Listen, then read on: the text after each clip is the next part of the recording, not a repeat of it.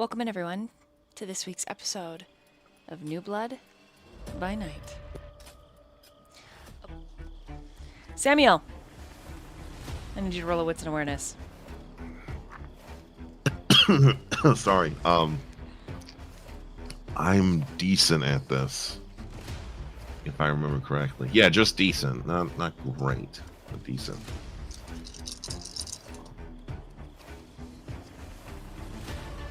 That is a critical for 4. Very nice. Trailing her car close, but not close to be considered stalking, you head out towards the Ides of town. The very edge. You see it moments before it slams into her car. A massive, hunched streak of fur and power. The sound is horrible, and the car crinkles like a Pringles can as it is flipped up and into the air. What do you do?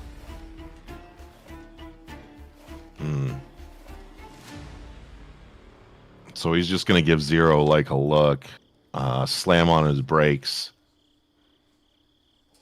and probably just like has it like slide to the side, and he's just gonna pop open the door and just jump out at the hulking mass. The moment you step out of your vehicle, there is a frigid air. All around you, the night shimmers with an unspoken threat. You do not see whatever it was at all, like a bullet streaking across the street. In fact, you're not even sure it meant to hit her car. But it did. Something sits askance. Something isn't right. You can hear the click, click, click of tires still spinning on the car. You can smell the gasoline and the blood. You look from the left to the right across the street, and there is just a trail of broken tree branches.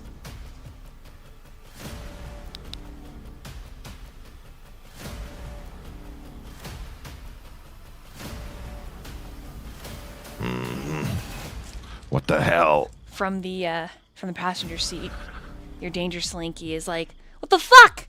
Holy shit! Did you see that? That's the biggest Furby I've ever seen in my life! You better go check it out, Samiel. I'll wait here in the car." I'm glad you're taking the initiative to help. Yeah, man, I'll just wait here in the car. I got it. Don't worry. Don't worry, man. I got you. I got you. All right. From here. I got you from here. Coward. I ain't a coward. I know when to tactically advance. And right now is not the time. He's gonna go check up on the person that was tossed in the car. Okay. As you head forward, go ahead and roll an investigation and intelligence.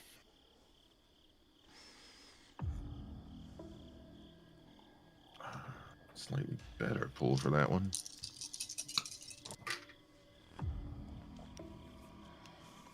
There's another 4. Okay. Are you walking slowly or do you briskly jog? I'm gonna approach. Well, briskly jog. Okay. As you approach with a 4, the person in the driver's side has crawled out. You glance back to the street, and Mia's long gone. And left here on the ground, a different young woman, gripping her head and groaning.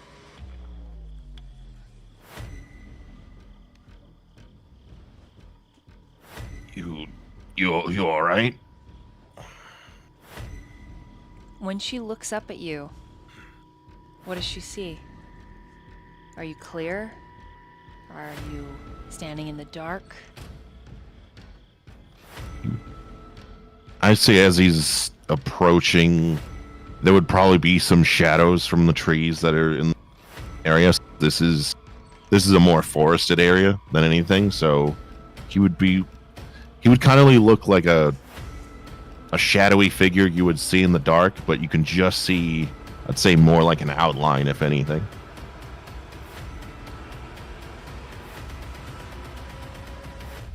Okay. Slowly but surely, she sits up on her knees. And when she looks at you, her eyes suddenly widen. They go from a calm, almost dazed expression. And with a 4, you can tell she's not looking at you. She's looking over your shoulder. And her irises are only tiny pinpricks. And then she screams. She scrambles back, smacking into the car. The car that has started fire somewhere within. You can smell it. Any attempt to calm her, lifting her hand like, whoa, lady, hold on. She's up and she's running. I guess I'll turn around to see what's behind me. You see nothing. It's just that feeling of something off. Something that's crooked.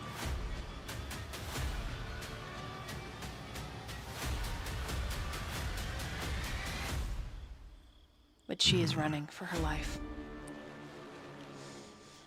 Pounding through the underbrush. Trees are like reaching out, slapping her. You can hear them hitting the slick material of her jacket.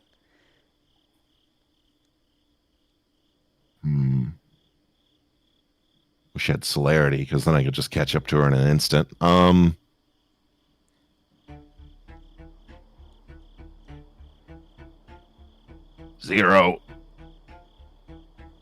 0. Your slinky comes. Yeah? Is that lady, is she okay? Should we stop her? Is she bleeding? Why is she running? And then that's when you see her smack into a tree, scream, fall to her ass, get back up, glance back at you, and then continue running. Yeah, let's go after her. This is just another goddamn detour in my whole night. And yeah, he'll break out at a swift run. Okay, strength and athletics.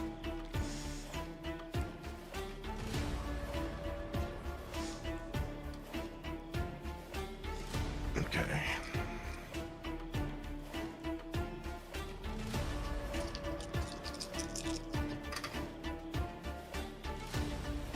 Three. Okay, with a 3, you do start gaining on her. God, she's scrappy. You guess you would be too if you were running for your life. And then 0 tugs on some of your hair because he's located, just kind of wrapped around your shoulder, and he says, "Is that a fucking cliff? Is that a fucking? She's gonna stop, right? She's not just gonna. She's gonna stop, right? Samiel, Samiel? I hope she does, or else that's gonna be a hell of a fall."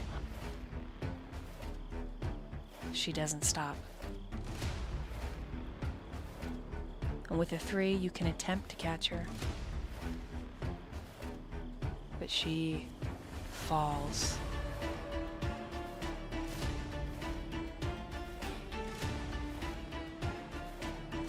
How steep is this cliff? It's a pretty decent ravine.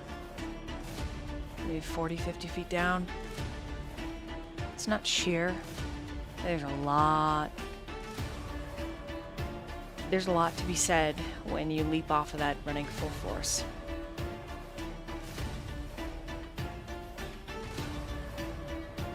Well, rip that chick.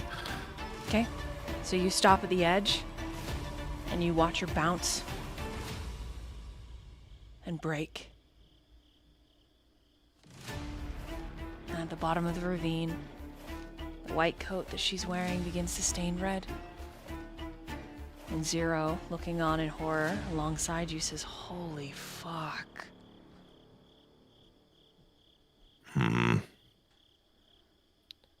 Not only did this end poorly, but who I was following I lost to. Did you at least happen to see what way they went? Zero says, "There's only one way on this highway so far, right? Just straight? I don't think it branches off." Oh my Yeah, god. Do you think she's still alive down there?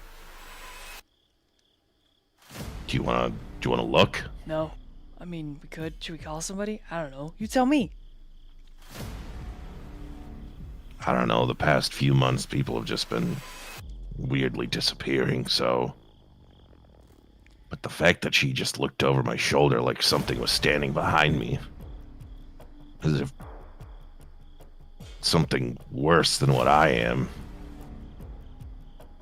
But you saw that thing that just rammed into the car. It was like an unstoppable force, just... tossed it with ease. He nods.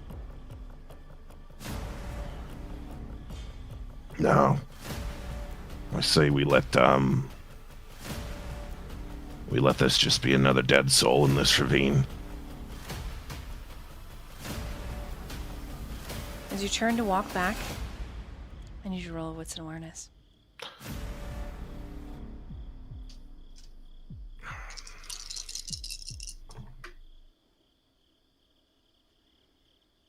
I'm gonna willpower that. Much better. That's 4. Okay. Between the ravine and the accident, on a wide birthed tree, a fresh claw mark. You can still smell the sap of the tree, like a smack. Like walking into a store at Christmas time, it just blooms. And it draws your attention, and you look over your shoulder, and there it is.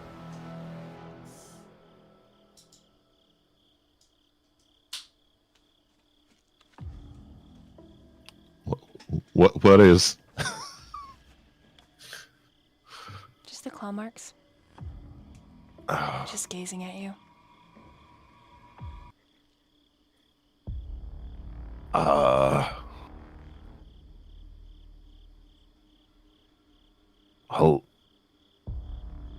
Hello?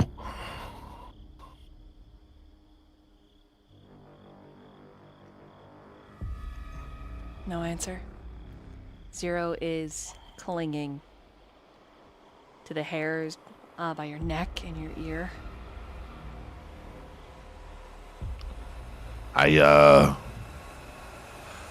Well, I can't lie. To a degree, I mean harm due to my nature, but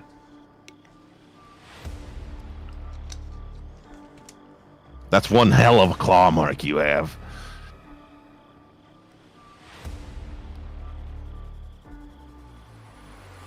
With a 4, you hear this sliding sound. Snapping branches. And the sound is billowing up from the ravine.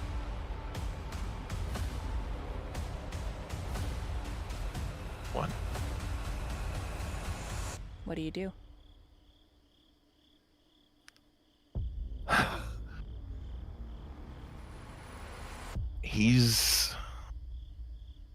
You said it's billowing up from the ravine, huh? Mm-hmm. So he's gonna kind of... So in my mind palace right now, he is going to kind of put himself between the ledge. Yeah, he's gonna put himself in a space between both the trees and the ledge to kind of give him some sort of spacing. Okay. Just so he can kind of have a view of both these eyes watching him and what is trying to come up the ravine, even though it clearly was a splattered blood pile, more or less. Okay. I would like you to roll a dexterity and a stealth Oh, thank God I'm good at that.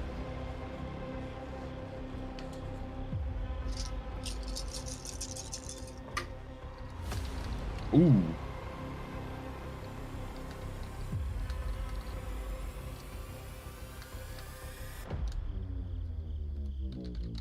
That'll be 1 critical and 2 successes. So 6 total. Okay. 6 sucks. Still using your previous 4 successes on wits and awareness. When you position yourself to keep an eye on whatever is watching in the tree line, more than, say, the claw marks that are just steadily bearing out towards the trees, and then looking down into the ravine, you see the blood, but you no longer see the woman.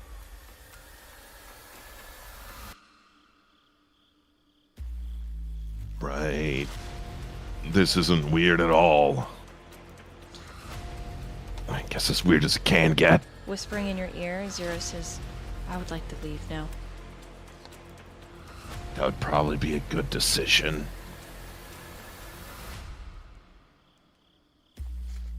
And, he's not gonna run.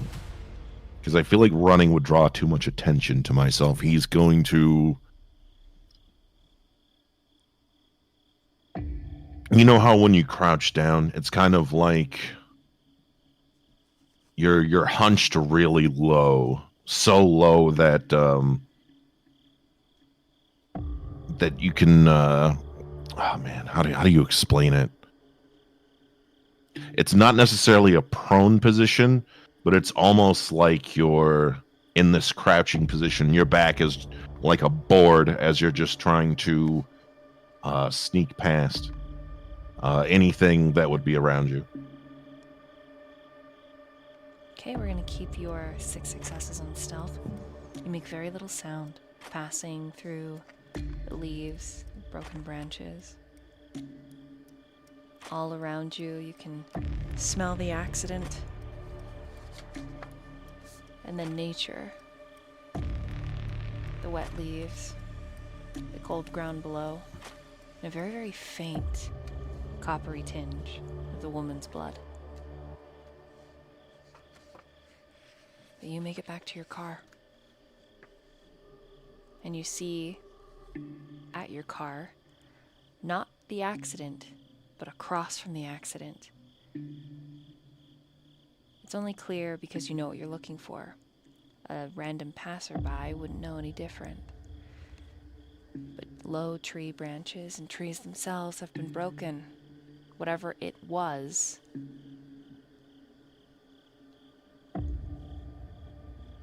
its line, so to speak, drawn across county lines, are clear.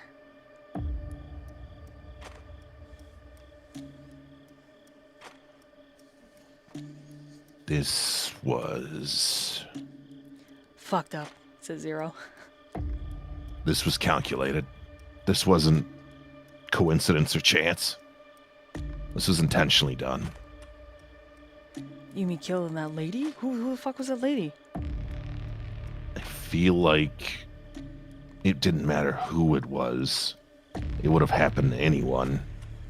But I feel like they wanted to get my attention somehow for some reason.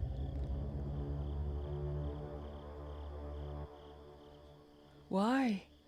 Zero is just like rubbing his hands together and like glancing from one side to the other side of the street. Is there still blood that's fresh from that accident? Yeah, in the car. The car itself, and then down in the ravine. You said it's on fire, right? Mm-hmm. Is there any blood outside of the car? Probably drops from where she was running. If it's still moist, he would like to kind of dip his hands in it and taste it. Okay.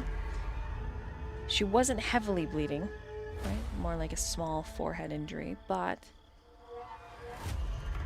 if you're willing to get close to the car that is burning, you can certainly try. Yeah, why not? Okay, I'd like you to make a frenzy check. Yeah, my favorite. And that is a third of humanity and solve. Third of humanity and your leftover willpower. Oh, thank God I have a fair amount of that.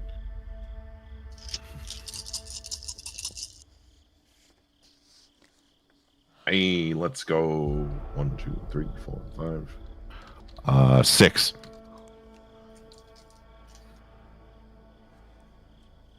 Okay, wow, you succeed. You manage to get close to the car. You can smell it burning. It does not. The flames aren't actually like licking at the outside. If they were, it would probably light this part of the forest on fire, and that would be really bad.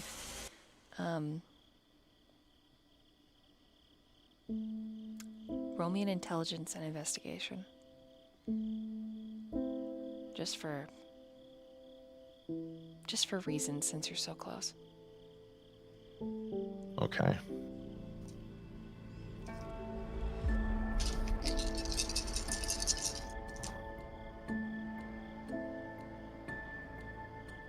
Four. Right, you do see the contents of the woman's purse spilled out on the hood of her car, which is now face down. Her wallet's snapped open. Older woman. Curly hair piled up and around her face. There is something aristocratic about her look. Pale skin, watery blue eyes. But there's a regalness there, a proud tilt to the chin. There's a couple manila folders. Their papers are splayed wide and far. Some of them were ejected out of the broken windows. One of them looks interesting. Schematics for a new building. Maybe? It's hard to say. But it's there in the driver's side, just outside of the window where the woman was crawling, that you find a tiny drop. You put your finger into the blood, and you bring it up to your mouth to taste.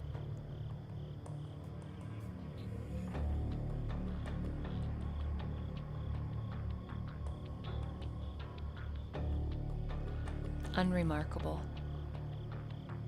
and also so delicious. Human, filled with fear.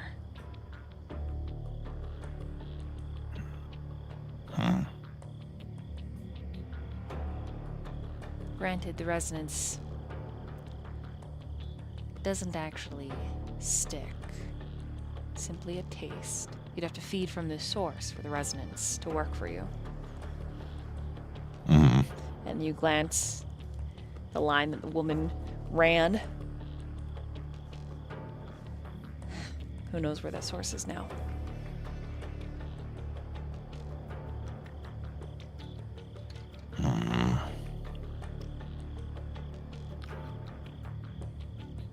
Yeah, he'll take the schematic and put it in his jacket, his coat. I don't know about you, Zero, but weird shit is going on. He's in the really wreckage. fucking weird. Zero's in the wreckage, like, looting her stuff. Of course he is. Yeah, and he pulls out, a couple hundreds from her wallet and was like, hey, look at this. Usually I would just be like, yo, yeah, we'll take it. Yeah, and, he's got the papers all crinkled up in his little fist for you, brings those over, and, tries to drag over her purse, but it's pretty heavy. He's like, there's some really good shit in here. We could find out at least who she is. And they're not going to see your fingerprints because I'm a motherfucking ferret. I mean, get what you can for the moment. If you want to take your time, just remember what's in those trees, right? He, sits up. Oh, fuck. We go. Grab the purse. Let's go. Grab the purse. Let's go. I'll grab the purse. Run. What, you were so enthusiastic about looting things? Look, I just like stealing, okay? Come on! What do you expect from me? My brain is the size of a motherfucking walnut! Alright. Let's continue down the road and see if we can catch up with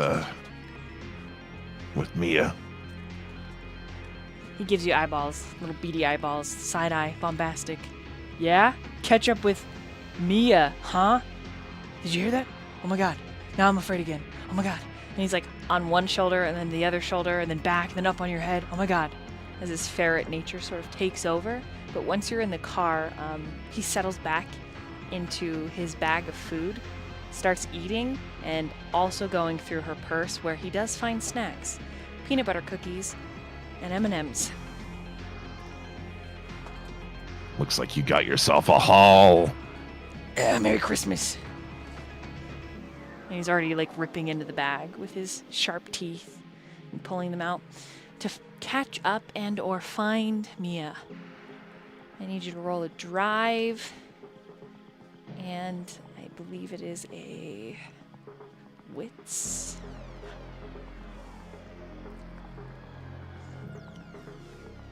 Sure, yeah. Can do. Yes, drive and wit. I mean, it could be intelligence and drive as well, if you'd like. I'll do intelligence.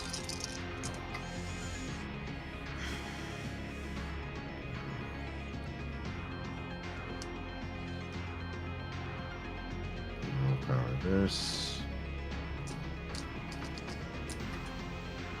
That's much better. That's 5.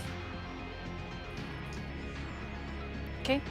Takes you a while, but eventually you spot her car. Flashing police lights. A blockade. A couple miles down the road. It's caused a maybe blessedly backup. And her car is driving up to the checkpoint. You see her roll her window down. You see her pretty face peek out as her and the officer converse. They don't talk for very long. They're probably like 20 cars behind her.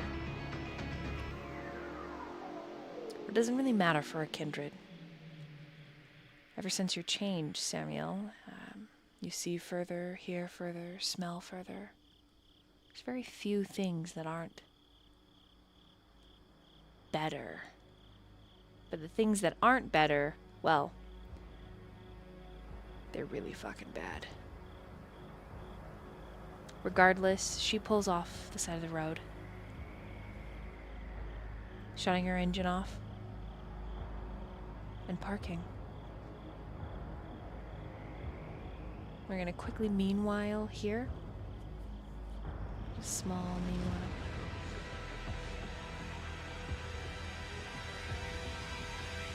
We're gonna slide over to Mori.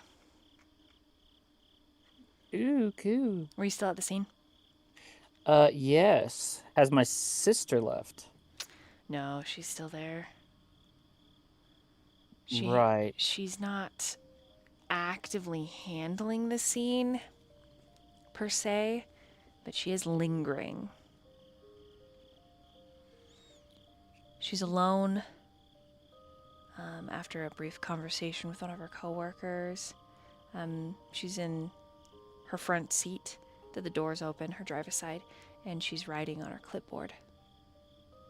All right. I would like to get in close, see what she's writing.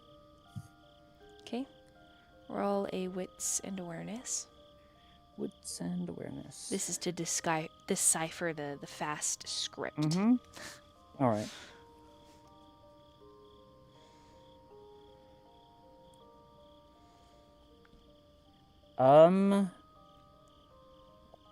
Double crit, so that would be 4, 6, or 5, 6, 7. Wow. 7 successes. Wow. Yes, her handwriting is very scrawly. It borders on something a doctor would use as a signature and cursive, some amalgamation therein. But apparently She's writing about an accident just like this, but further north, on this same stretch of highway.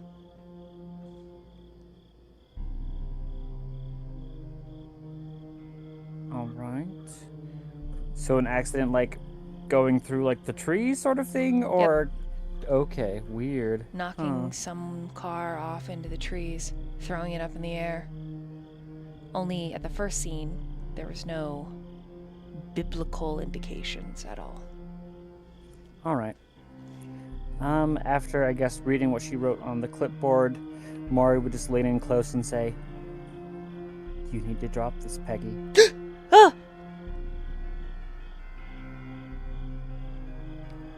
Are you visible now? Oh no, she's invisible. Jesus Christ. Because if I talk in whispers, I'm still invisible. And then as she like turns to leave, she just says, "It's beyond your capabilities." Would she... Does yours...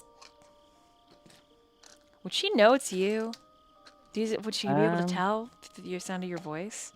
I don't know. I wonder if she would think she was crazy. She might think she's crazy, honestly, 'cause I don't know if, like, Mori's ever talked to her. Right? Like, have you before? Like, does she think she's schizophrenic? I don't know. Have you talked to her That's up before to like you. this?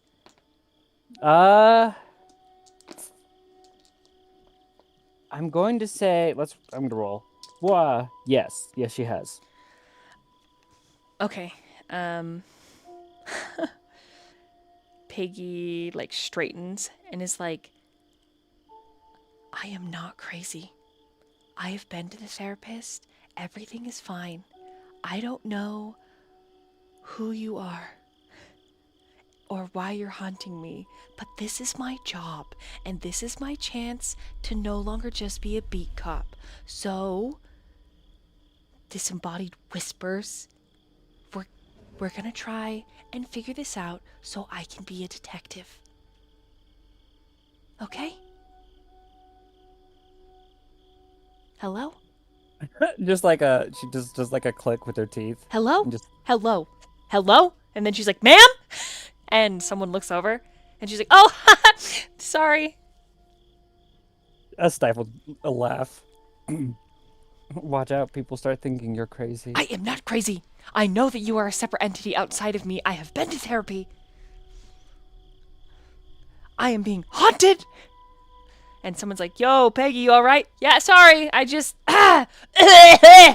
haunted. You know, I need who are you? And why the fuck are you invisible?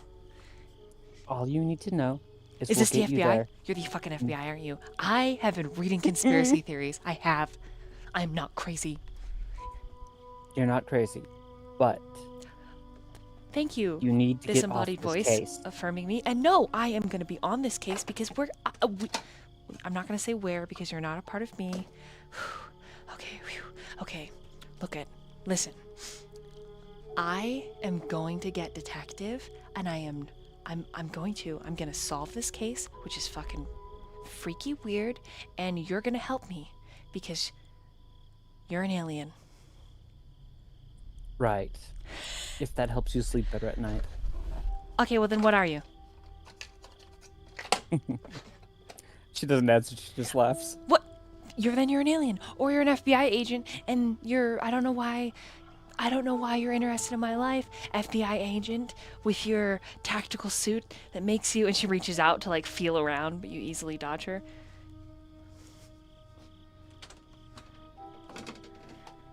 Fine, I'll help you.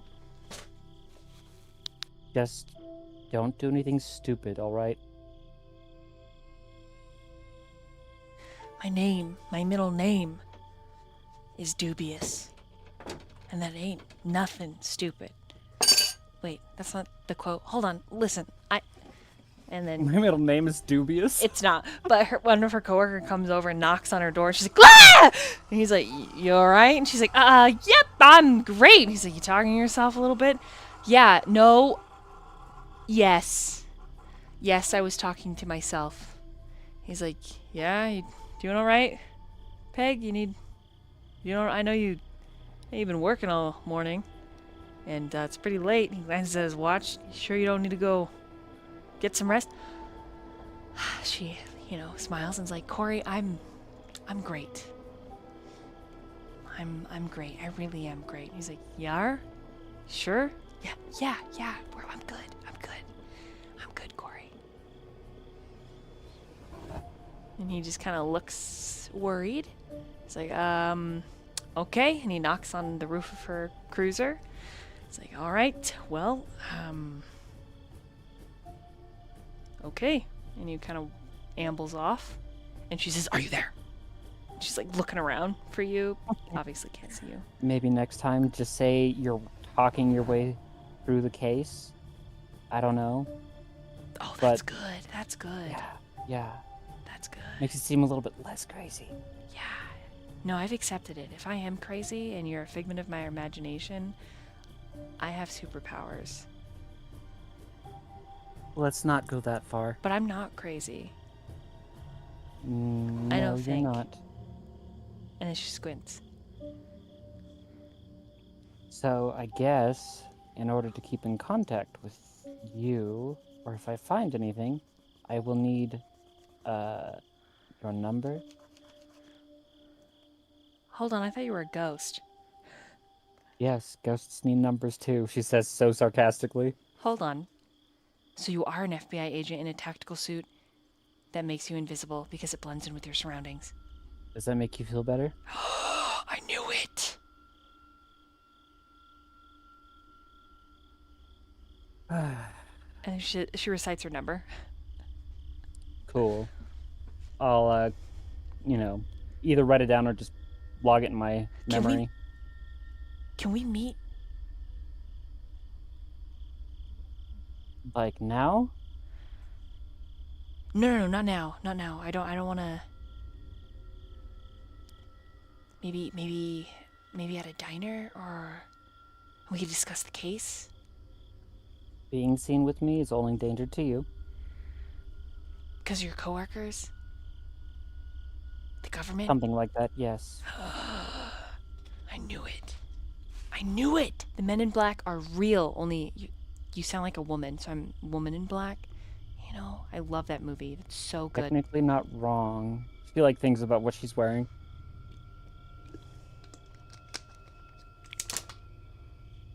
I knew it. Look, I had a friend on the Space Force, and he would neither confirm nor deny alien biologics. But that's a thing. That's a thing. Right? That's why your team's here.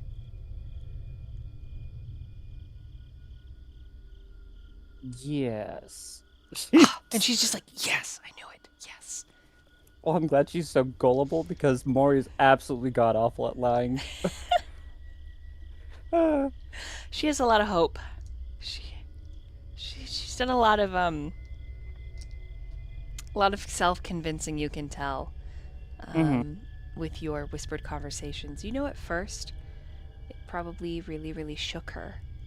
But now she's reconciled it in the best way she knows how, which apparently means that you are a FBI agent, alien life form person thing.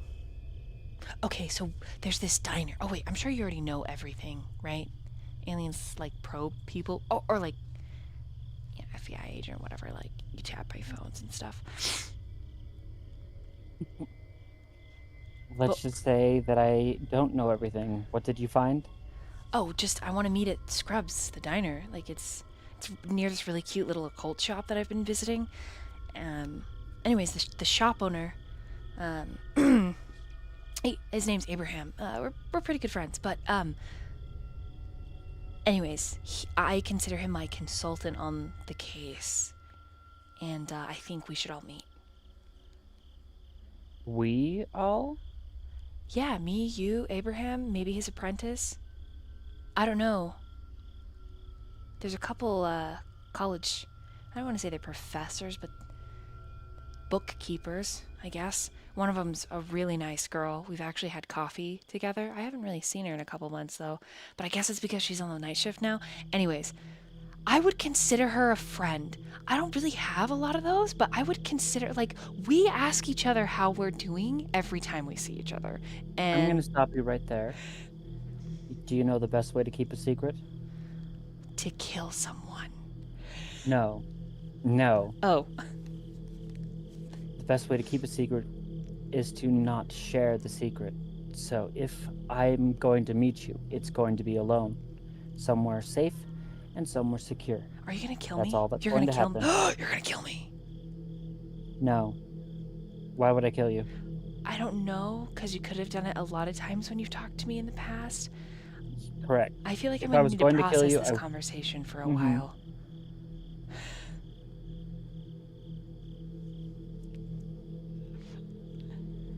Right. So I'm going to go now. Wait. Do you need a ride? And she starts moving stuff in the cruiser to make it so that you can get in. You have a camera in the cruiser? I can shut it off. I have a desk. Recordings? Well, yeah, but it's like outside. It doesn't record. Oh shit! And she's like, I'm gonna need to cut off this whole conversation.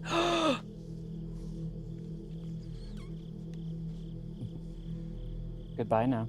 No, wait! I don't even know your name! And she gets out of the car and is like, mysterious voice lady! We have to meet at Scrubs! And Corey's like, hey, Peg, you alright? She's like, yes, I'm fine, Corey! Mori. That's all you're getting. Okay. She like whispers. But then she like, obviously her arms are out, like feeling around, trying to feel you.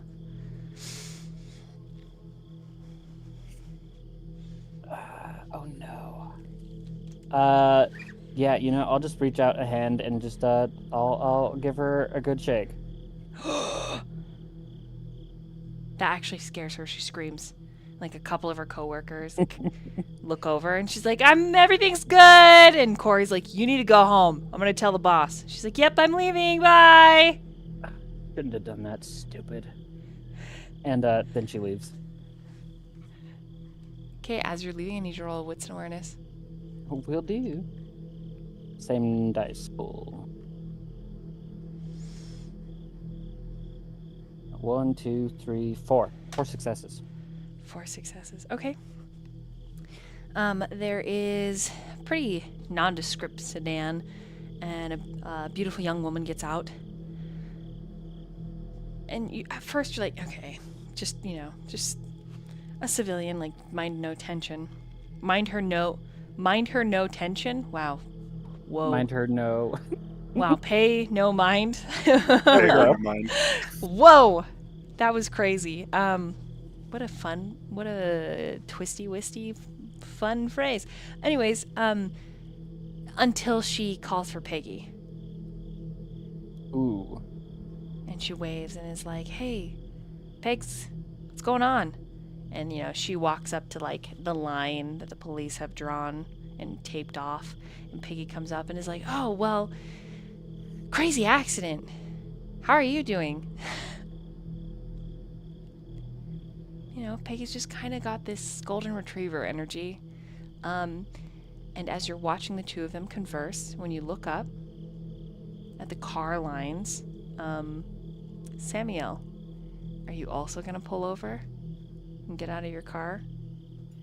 Yes, I will. Are you going to be sneaky about it? Yes, I will. Okay, roll a dexterity and a stealth.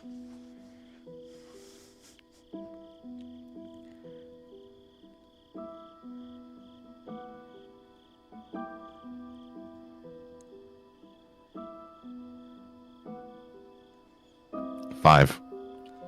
Okay, so Mori doesn't see you. Do you bring Zero with you, or do you leave him in the car?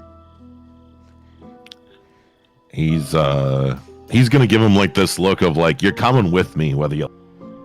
Yeah, he's just like, you're coming with me. Okay, when Zero gets on your shoulder, he is much less quiet. He kind of chitters a little bit, as is his way. But you understand it. For you, it's as if he's speaking English. And he's like, holy shit, this accident looks like just a regular accident. He's up on your head, body stretched out, watching, much like a meerkat. And Mori, with a 4, hears his chittering, only to not see you.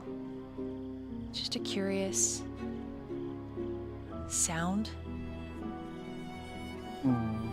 But Samiel and Mori, both hidden, you see Mia and Peggy discussing what happened at the scene. And if you would like to listen in detail, I need the both of you to roll wits and awareness.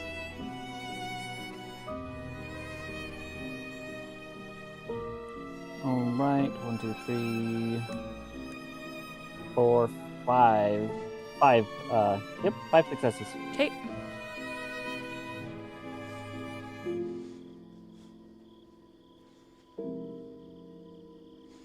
Just 4. Okay.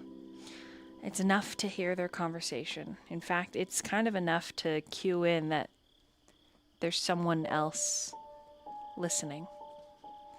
You're not sure who the other Kindred is, but you know that there is another Kindred listening to this same conversation as you. Wait, should I have rolled a stealth? You're pretty quiet. But it's not so much can see you, knows who you are. It's just a feeling. Well, if I don't know who it is, I'm going to pull out my magnum with the dragon breath rounds. Right, but you're not gonna fire them because there's a fuck No. people. Okay, I was like, hold on, Jaqi. No. Just, out in the hands. Gotcha. It's out. Gotcha. So, you're aware that someone else is listening other than yourself. Peggy and Mia's conversation, I would say it's on the brief side, but it is discussing this accident and how there's another accident just like it further up. And Mia's like, is there anything you can tell me kind of off the record? And Peggy's like, well, not exactly, because we don't really know. Something that's incredibly strange is they happened seconds after each other. And Mia says, like a pattern. And Peggy's nodding.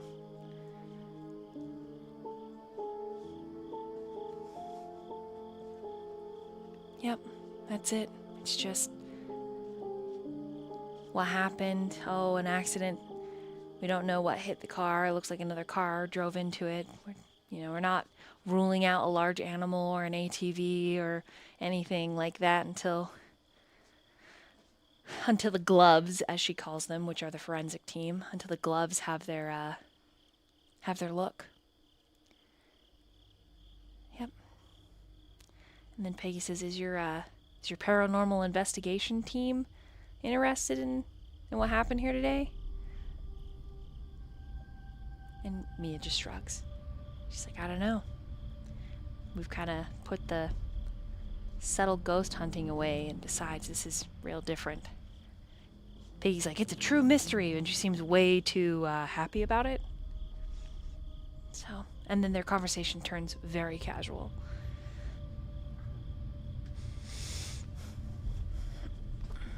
A lot of how are you, what's new in your life, until they ultimately say goodbye and part ways.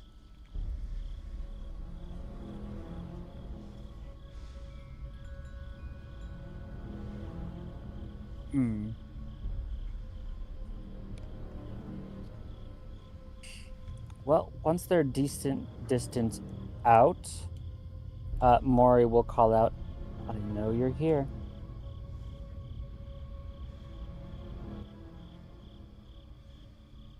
Show yourself.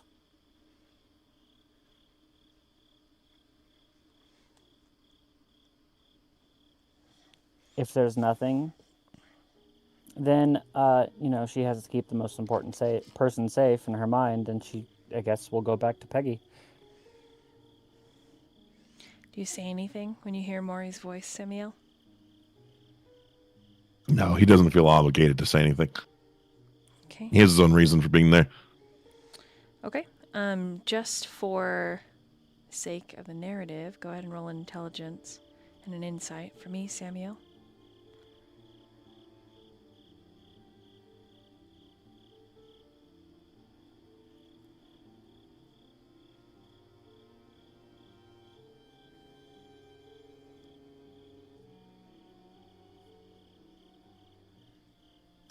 Three. Very good. That was the DC. 3 sucks. You think you recognize the voice? You think you recognize it as one of the girls from earlier? Not the bookish one, the sort of sleek, kind of sexy one.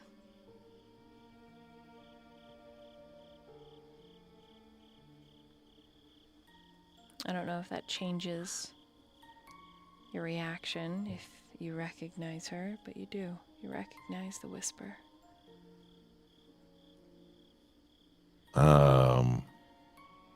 He'll just say louder enough to where they can hear him. I'm here of my own accord. Don't worry about it. I have my own reason for being here. Right. Well, there's something big, like 15 feet wide, jumping through the trees. Once I find a burner phone or something, I'll let the rest of the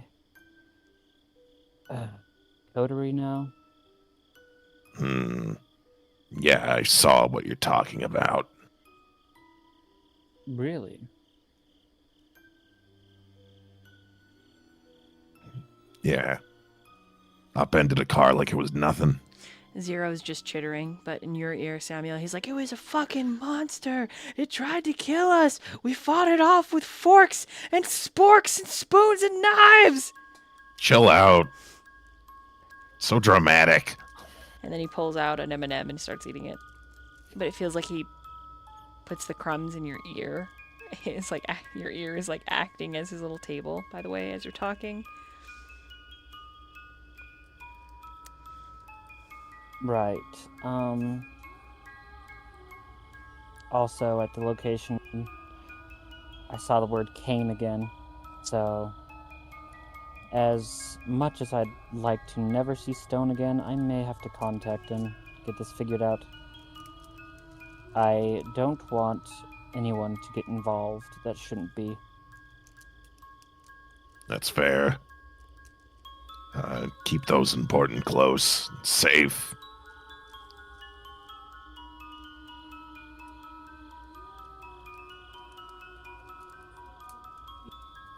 I don't know what your intention is here, but I'm gonna do mine and I'll let you do your thing. Just a quick question for you. Was that woman important to you? Just asking so I don't overstep my bounds. Don't touch her, or else you will be overstepping bounds. Good to know. Take care. Likewise. And I move after Peggy.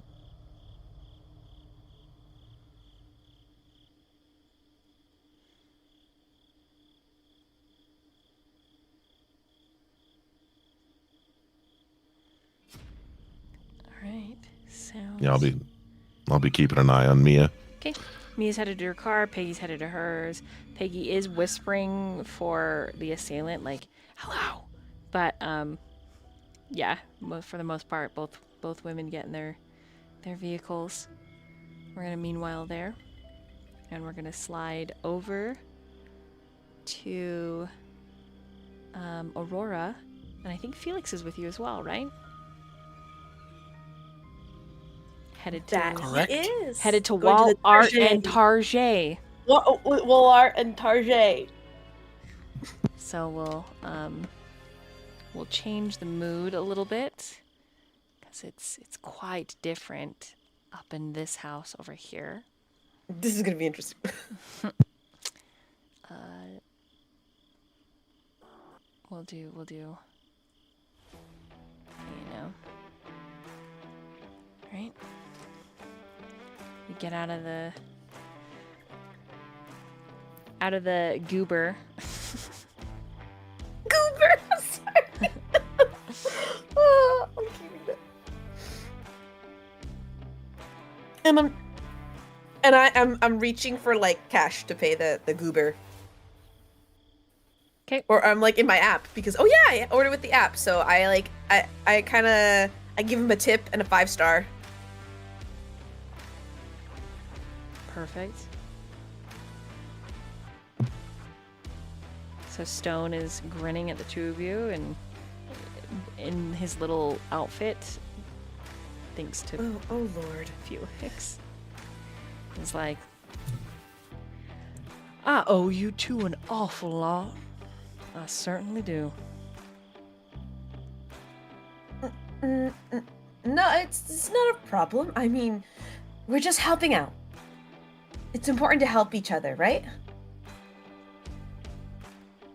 He nods.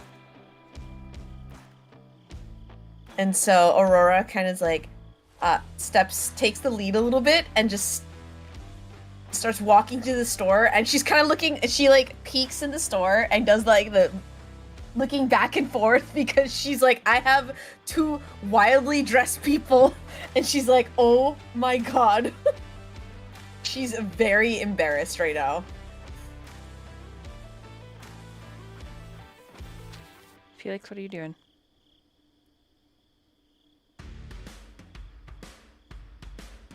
Calysso?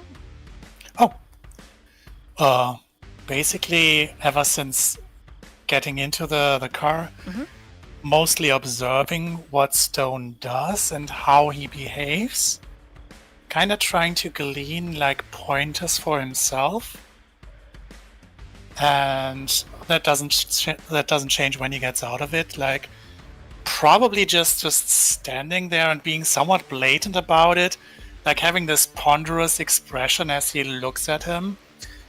And then when Aurora does the paying thing, putting his attention to her, and then probably realizing that we are at our destination and seeing the store. What store is this? Tarjay. I believe that's where Aurora had you both go first, right? Yes, we went to Tarjay. So, excuse my ignorance, that's like an everything store, or what is it? Me being from Europe, we don't have that here. It's pretty much in everything. So basically like wall art and Tarjay is the same thing, just different brands? Right, like there's a saying that Tarjay is like for fancy people. Okay. Yeah, so think of like Tarjay, like wall art, it would be like an everything store at supermarket, electronics, clothes and everything, but it's like super like run down and not really good. And Tarjay is like more for middle class. It looks slightly better. Yeah. Okay. Yeah. So now I can properly picture it. Felix never was in one of those, so he's intrigued. So probably just whatever he was thinking about before is now gone, because now he sees the window shopping things with probably mannequins and displays and what. So he goes up to the glass and looks into the store, and it's probably pretty late, right? And it's still busy. Mm-hmm. It's pretty dead, and so I mean, I think it is. It is in the middle of the night, actually. It is middle of the night, but it isn't as dead as you would think. It's like there's probably like 15 customers in the store, right? It's not a very large Tarjay, I wouldn't say. Oh no. I would say it's kind of smaller. So, but the majority of them, there's just something about the three of you, and you don't know if it's just because of Stone, but I'm going to need you both to roll wits and insight.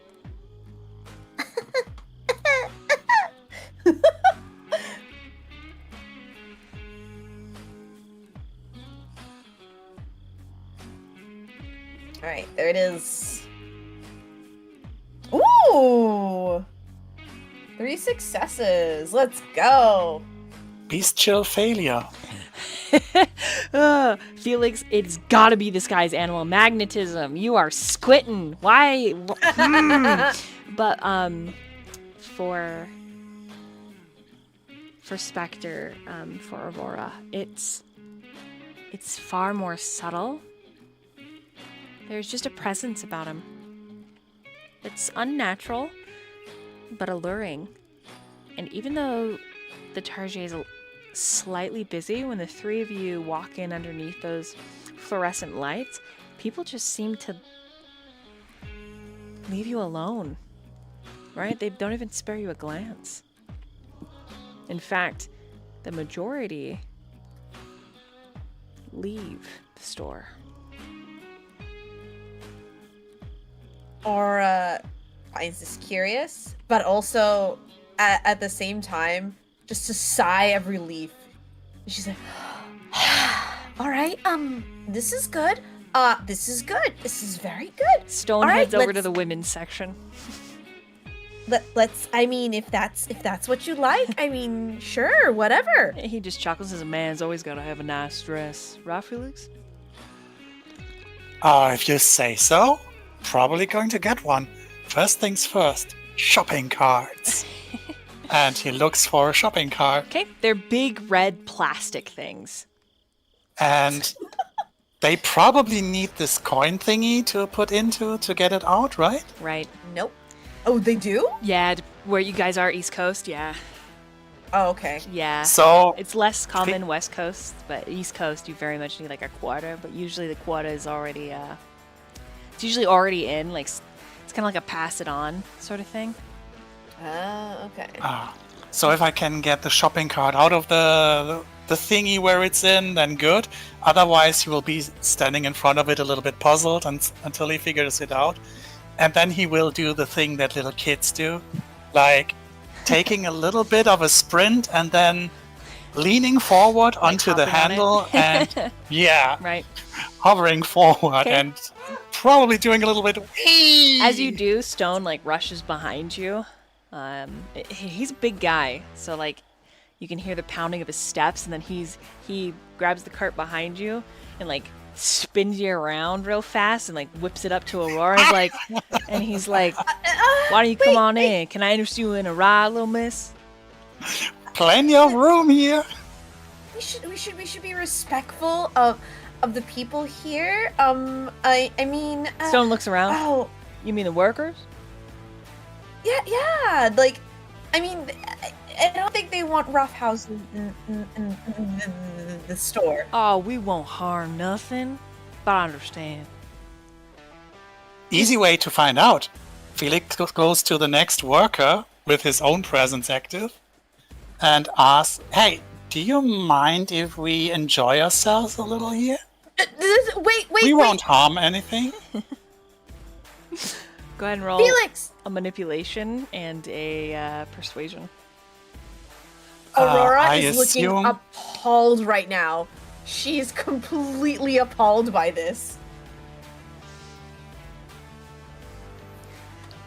I assume presence applies and specialty too? Yes.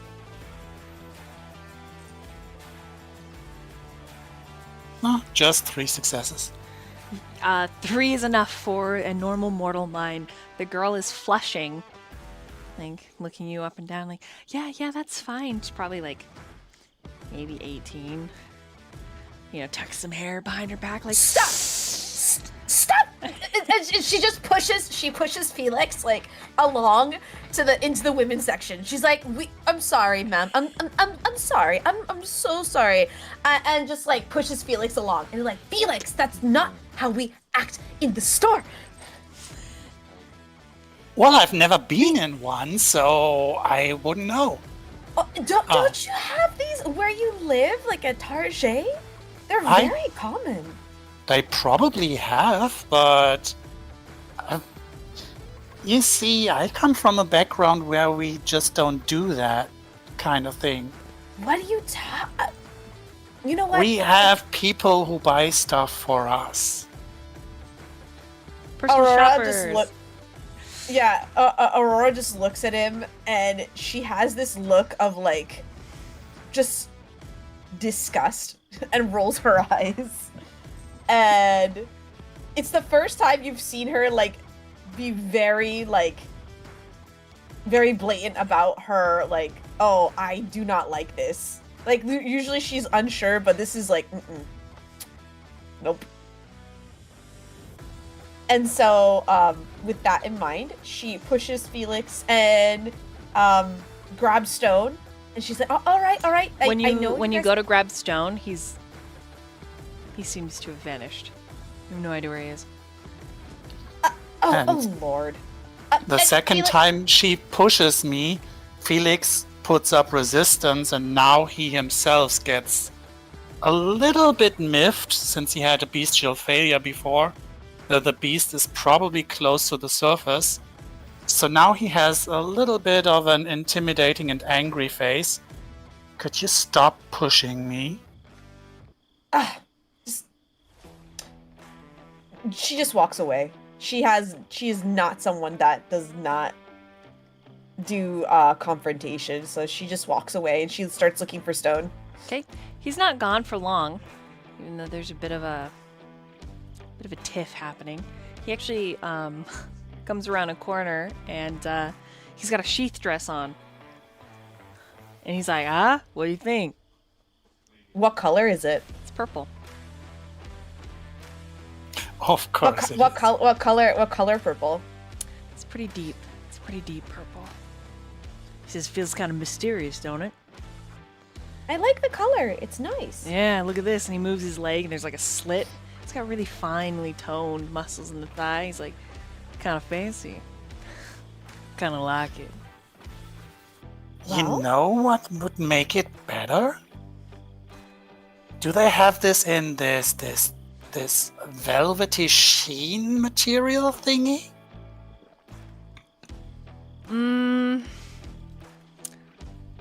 They have different, I would say they have different colors and kind of the velvety sheen, but this one's got kind of a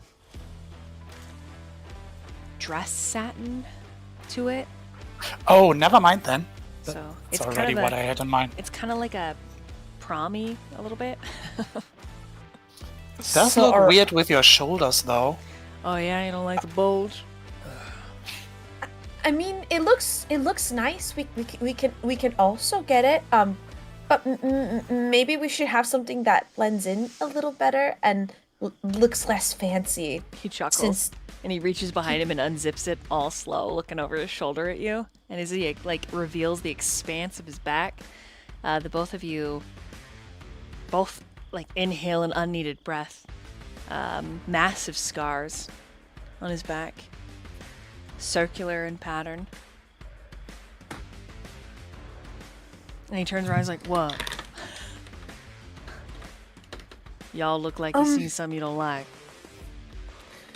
well, no. I just, are you okay? And she kind of goes to touch the scars, like really gingerly, as in like to trying to be like, oh, is he okay? Like, oh my god. Yeah, they're all upraised.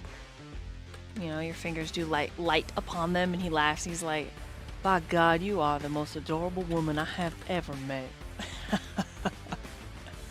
Oh, I'm so sorry. I touched you without asking. That's super inappropriate. Oh He takes my your god. hand. He takes your hand. Like he turns, right, the dress falling open, so like his shoulders are all exposed, right? But he takes your hand. He brings it kind of close to his chest, but he doesn't touch it. Clasps his other one over it, and he says, "You can touch me anytime you want, darling." She's so like immediately so flustered, and if she could, she'd be like 30 shades of red. But she's dead. So she just like looks down, like her eyes are like super wide, like a deer in headlights, and she looks down and she's like, I am and she like takes her hand back and she's like, maybe we should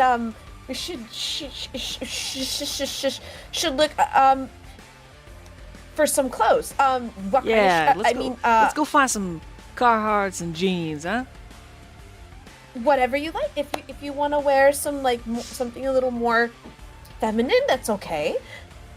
Just maybe not something that makes you look like you're going to He a prom chuckles or and a he looks wedding at Felix and he's like you, son.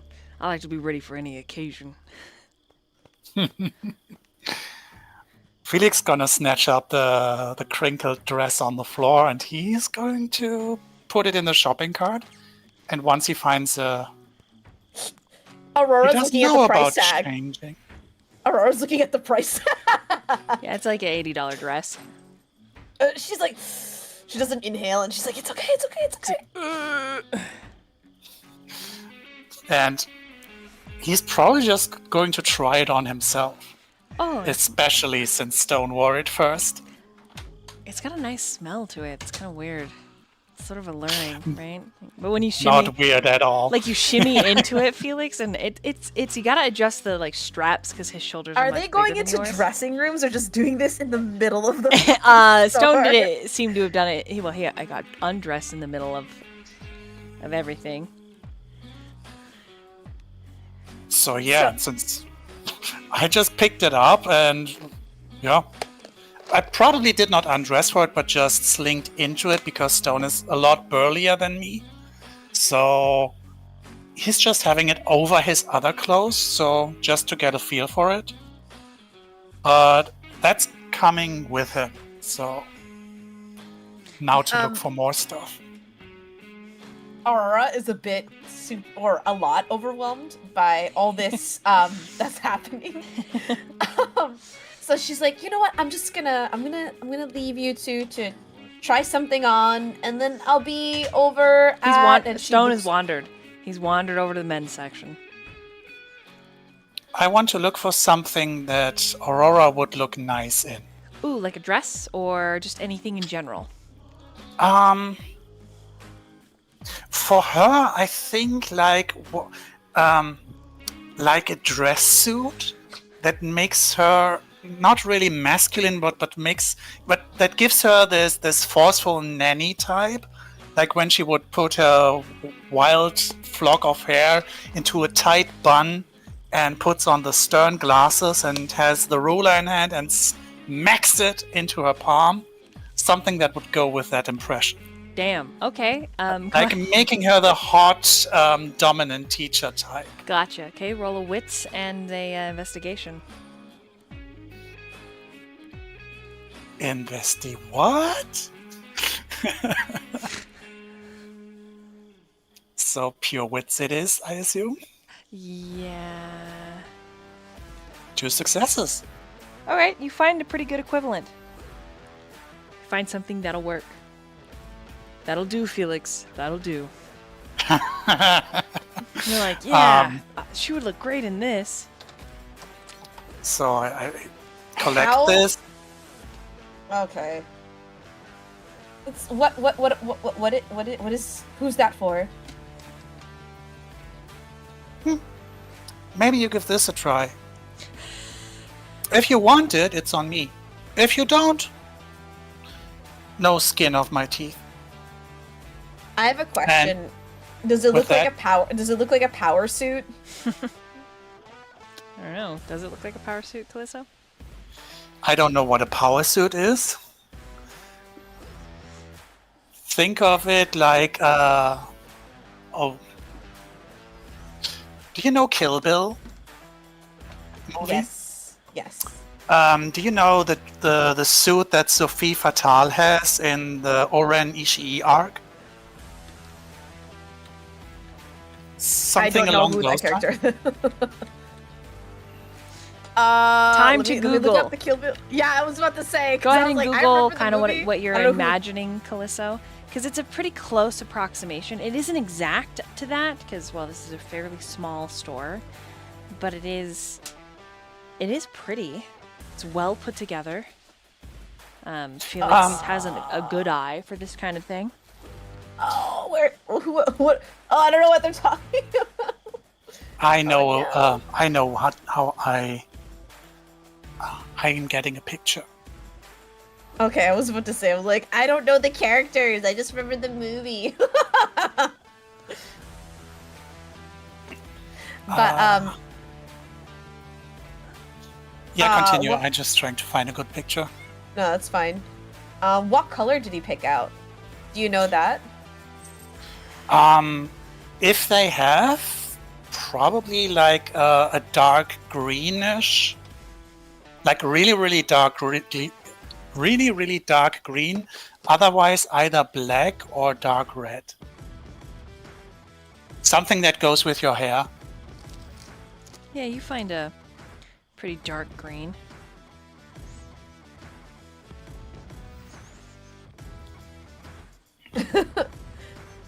Yeah, so Aurora looks at it, and I have a question. Mm-hmm. Does it remind her of her mother? Oh, that's up to you. That is up to you. Ooh. Yeah, that's a character choice. I would say Aurora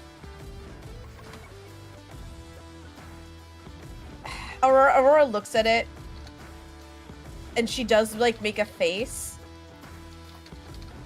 but at the same time she recognizes a gift, and this is him for her she's like, well, I mean, thank you, I don't know if I can afford it though.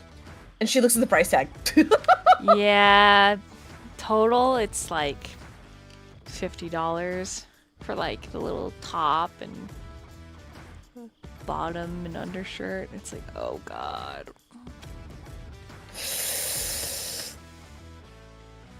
And she's like, all right. That's all she says.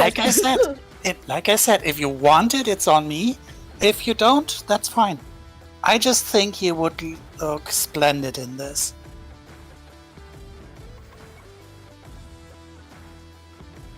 Thank you. Well, first try it on. Maybe it doesn't fit or anything, so... I'm not sure about your size, for example, but anyway. What size did you get her? Oh, with the 2 successes, pretty decent. Like, it's pretty close to yours. It's a little bit big, but it's comfortable. Okay. Mm-hmm. If it's a little bit big, then that's fine. You're gonna notice that when she puts it on, it does fit a little big, but like, it fits her. Like, she definitely has an hourglass figure that she's been hiding. And so, when she's put, she definitely is like, don't get lost. And so she quickly puts it on, and she doesn't show it to anybody else. Actually, she wouldn't show it to anybody else because she's embarrassed. And then quickly takes it off, and she's like, it's okay. I'll think about it. Where's Stone? Oh no. Oh no. Do you guys want to And go look for him? Yes. Okay. He's not hard to find, so I won't make you roll. But he's got... There's a section in Tarjay where there's just like bags and purses, shoes, things like that. And there's also, at the very front of the store, there's a bench near the checkout, and that's where you find him. He's at the checkout bench, and he's got a duffel bag filled with recently acquired items, though how he purchased... Did he have a wallet? You don't... I asked for the receipt. Sorry, Stone. Do you mind if I take a look at the receipt? I know you don't have... I don't know what you have on you, but I can reimburse you because, you know, you don't have a lot of things. He's like, oh, it's all right. Don't need to worry yourself there, darling. I got it covered.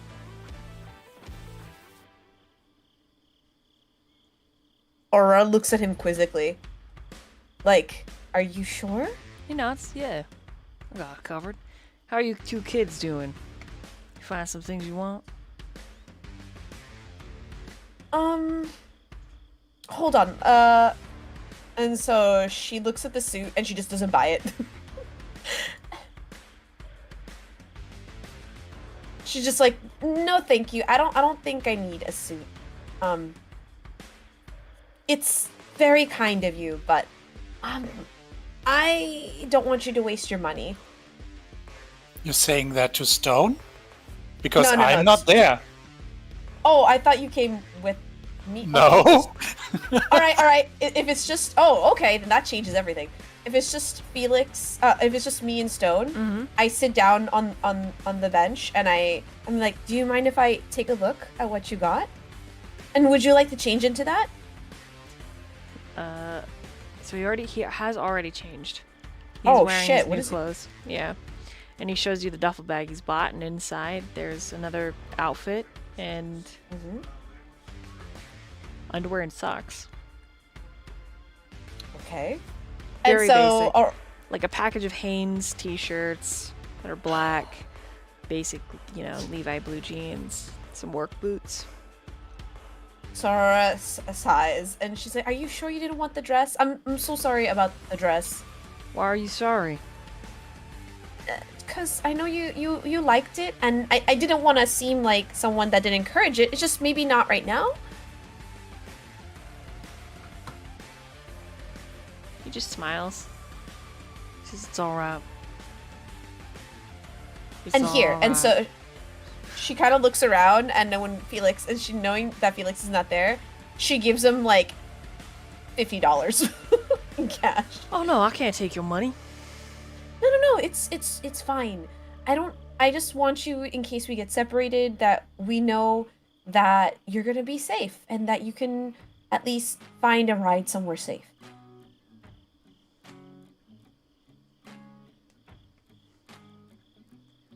Roll a intelligence and insight for me. Okay.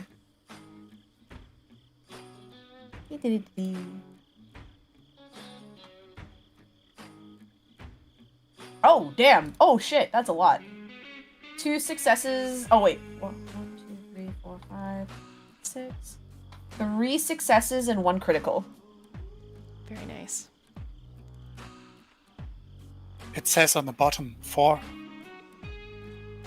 Yeah, but unfortunately, it does it. Is it say 4 out of 2? Yeah. Oh, yeah. Okay. Thank you. So 4, 6. Wait. I pace, so I know C. Okay, so 4 successes. With 4, he gets this little glittering in his gaze. Oh, I'm sorry, Kopik. I have a question. Because remember that it does that one thing at the bottom with the bestial thing? Because technically I have 6 dots with insight and intelligence. Mm-hmm. So does the ankh at the bottom row count?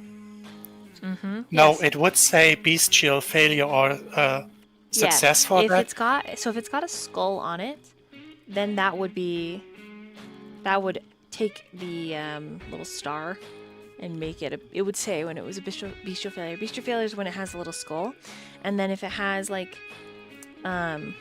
messy critical, it's a critical on the hunger dice and a critical in the regular dice.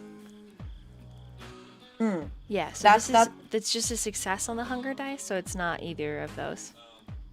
Okay. Yeah, so you're good. It really is just 4. Nice, thank you. Yeah, and you're not sure the expression that's on Stone's face, because there's that whiskey colored eye that's so gentle and cute to look at, and then there's the eye that's a solid black, like night, like a starless night, and it's just kind of spooky.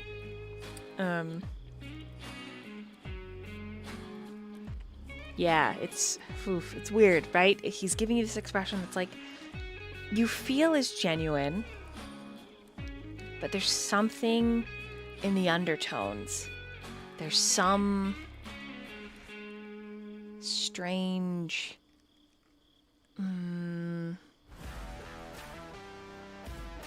presence and intelligent.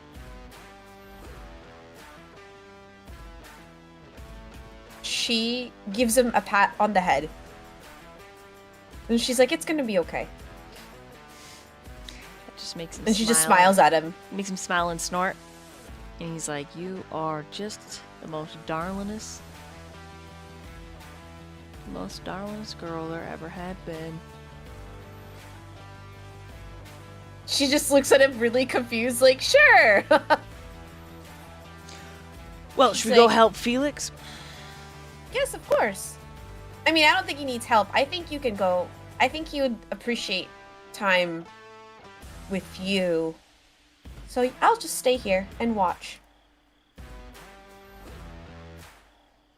Okay, as he stands, he tilts his head looking at you. Does Felix make you uncomfortable?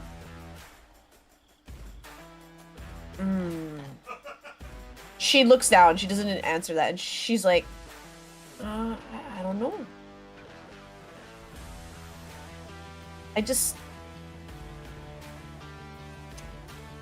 You should go find him. I'm sure he would really appreciate having time with you.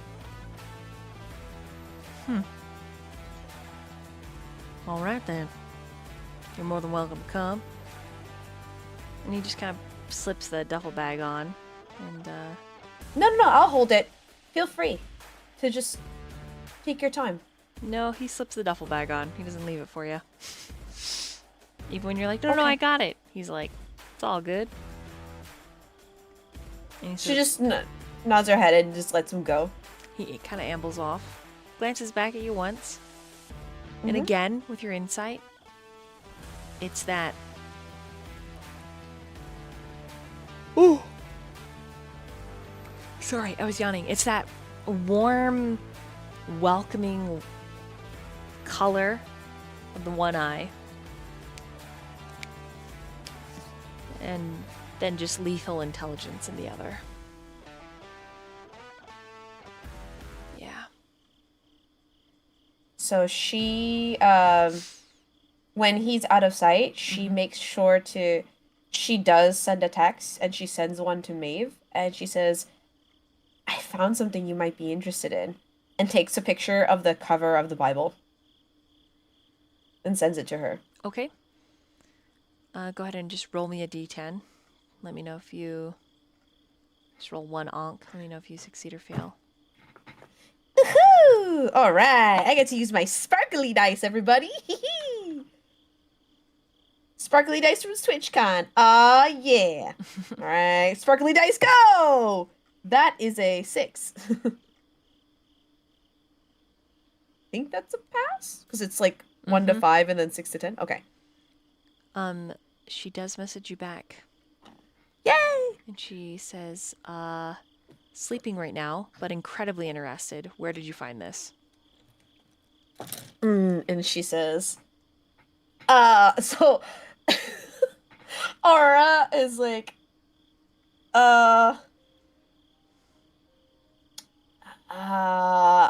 in a desk in an office. ... I may have taken it. ...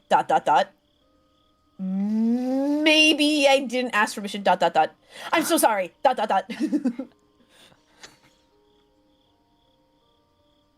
Okay, let me think. And she does like the emoji with the 2 hands, being like, Maeve says, you're all right. Don't worry about it. Can you call me in the morning?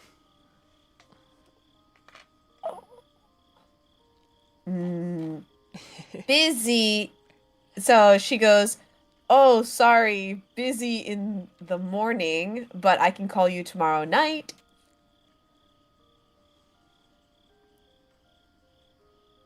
Yeah, she gives you thumbs up.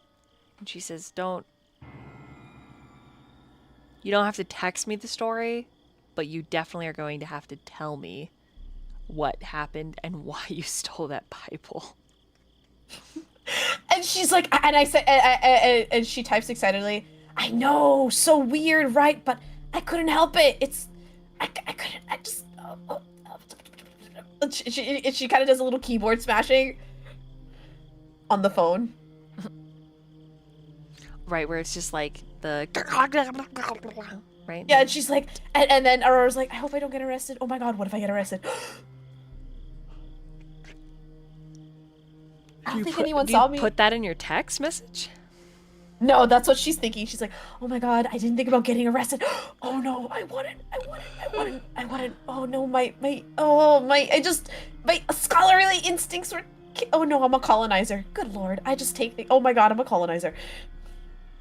I'm the problem. Oh my god. Lol. That's a deep history joke, guys. All she sends you is, stay calm, sounds good. Talk to you tomorrow.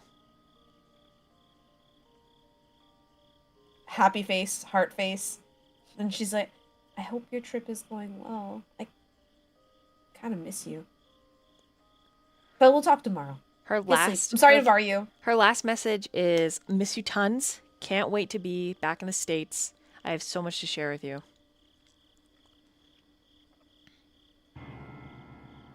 And she doesn't reply to that. She just looks at it and just smiles, but very sadly. And she makes sure that she puts the book away. But takes another flip through it one more time, just to see if she just looks around and then flips through the book. Okay. I think you established what it's written in, right? Hebrew? Yes, Hebrew. Okay. Yeah, it feels well loved. The leather of the cover is shiny. The pages have a smooth feel to them as well. Whoever had this Bible loved it very much.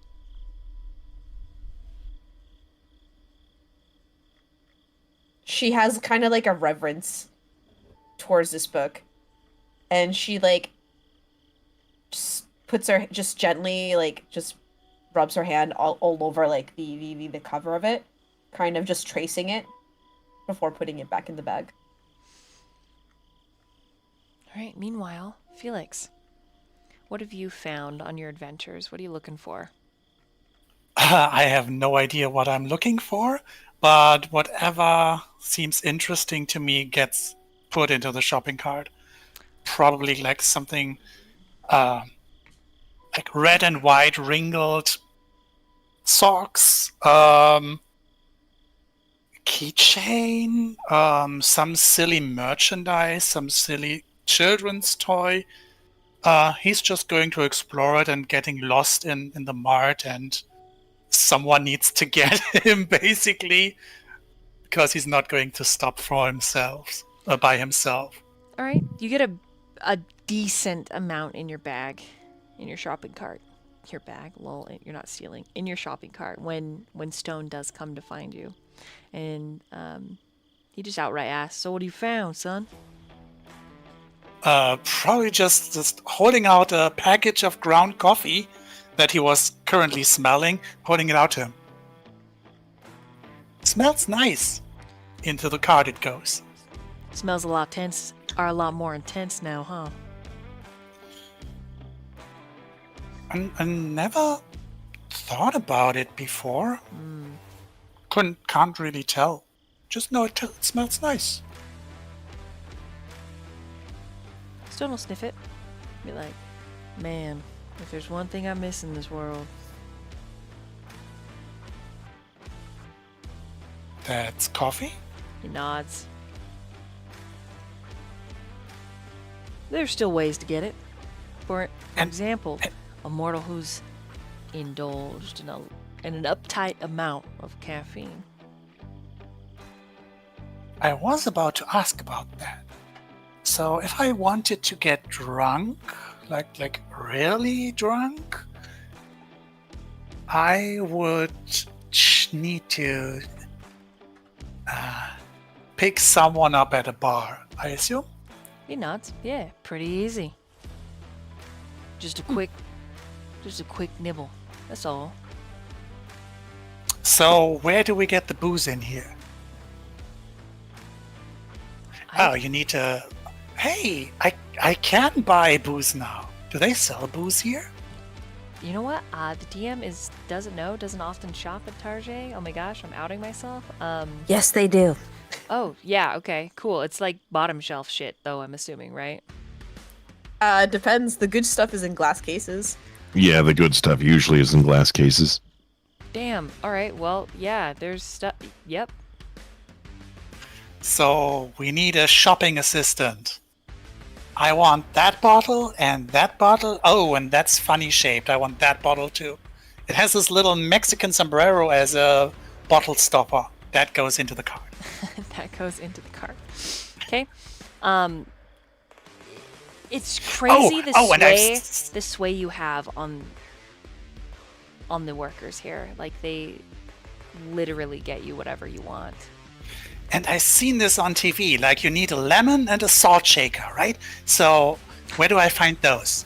They're more than happy to help you get them. Holy shit. Awesome. So, probably the shopping cart is starting to pile up. Oh. I think that's it for tonight, right? I need to get this shit home somehow. Okay. Yeah, I think I'm done. One thing though. Can you do me a favor? You repeat yourself that we owe you, so you can repay one tiny thing. To Stone. Repeat that you owe you. What? What does he say? So he's more mumbling to himself, shopping cart's getting full, Right. so that he should probably stop, and then he turns to Stone. One thing though, can you do me a favor? I mean, you repeat all over that you owe us, so you can repay me with a tiny thing? I would love to. I want you to pick something out for me.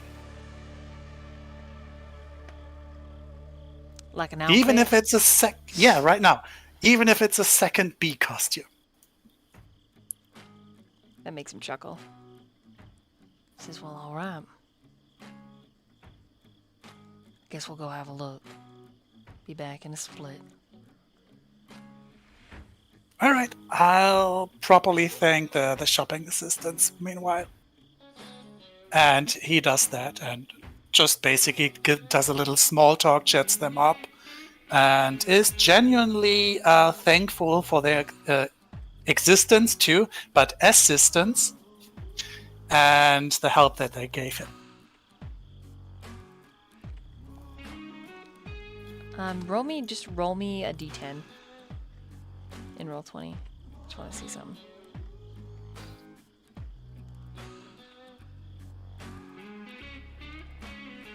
It's a 9. The shopping assistants, they offer to give you everything you want for free.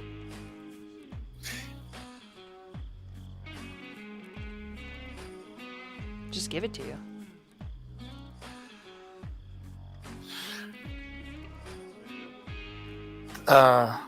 That stumps me, trying to decide whether it stumps Felix, whether he even thinks about it.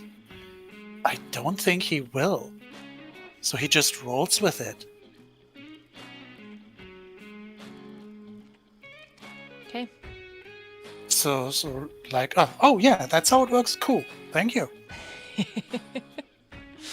It's yeah, it's great. They give you a nice, huge, massive discount. This kid. In fact, she's the one that you talk to, and she's more than happy to pay for it all for you. If she says that, then no. Then he's going to pay for it. Like if she points out that this is how it works, then She probably not would go- eventually, especially if you don't leave, like if you don't disengage from her before Stone gets back. She'll probably make like a side comment about it. She's very swept up in the excitement of your presence. No, that won't do. I mean, I can't afford this. Let's turn this around.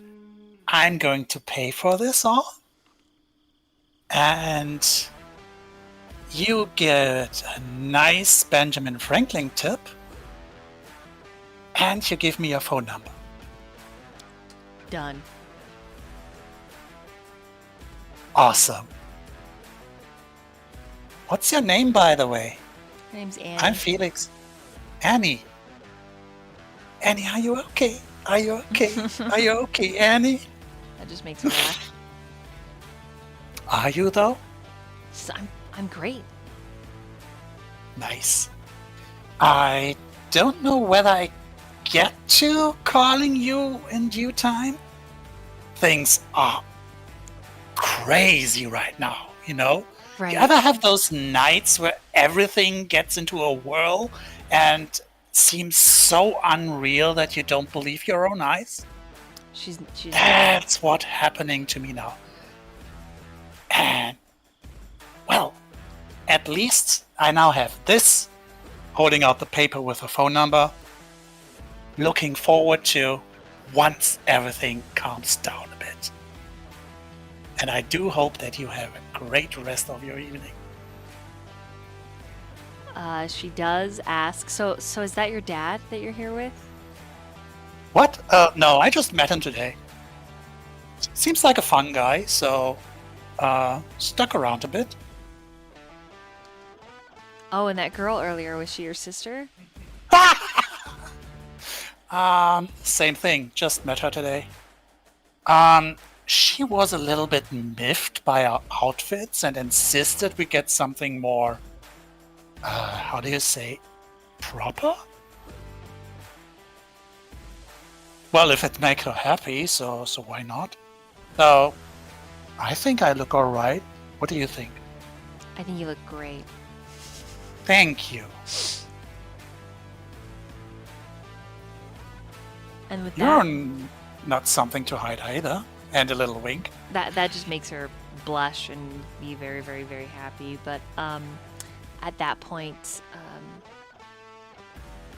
Stone is back with a pretty basic outfit: shirt, jeans, shoes, socks, underwear. Oh. Interesting choice. Thanks. He just chuckles. That gets put onto the bill too. Says it's always good to have a really solid pair of shirts, just in case you lose.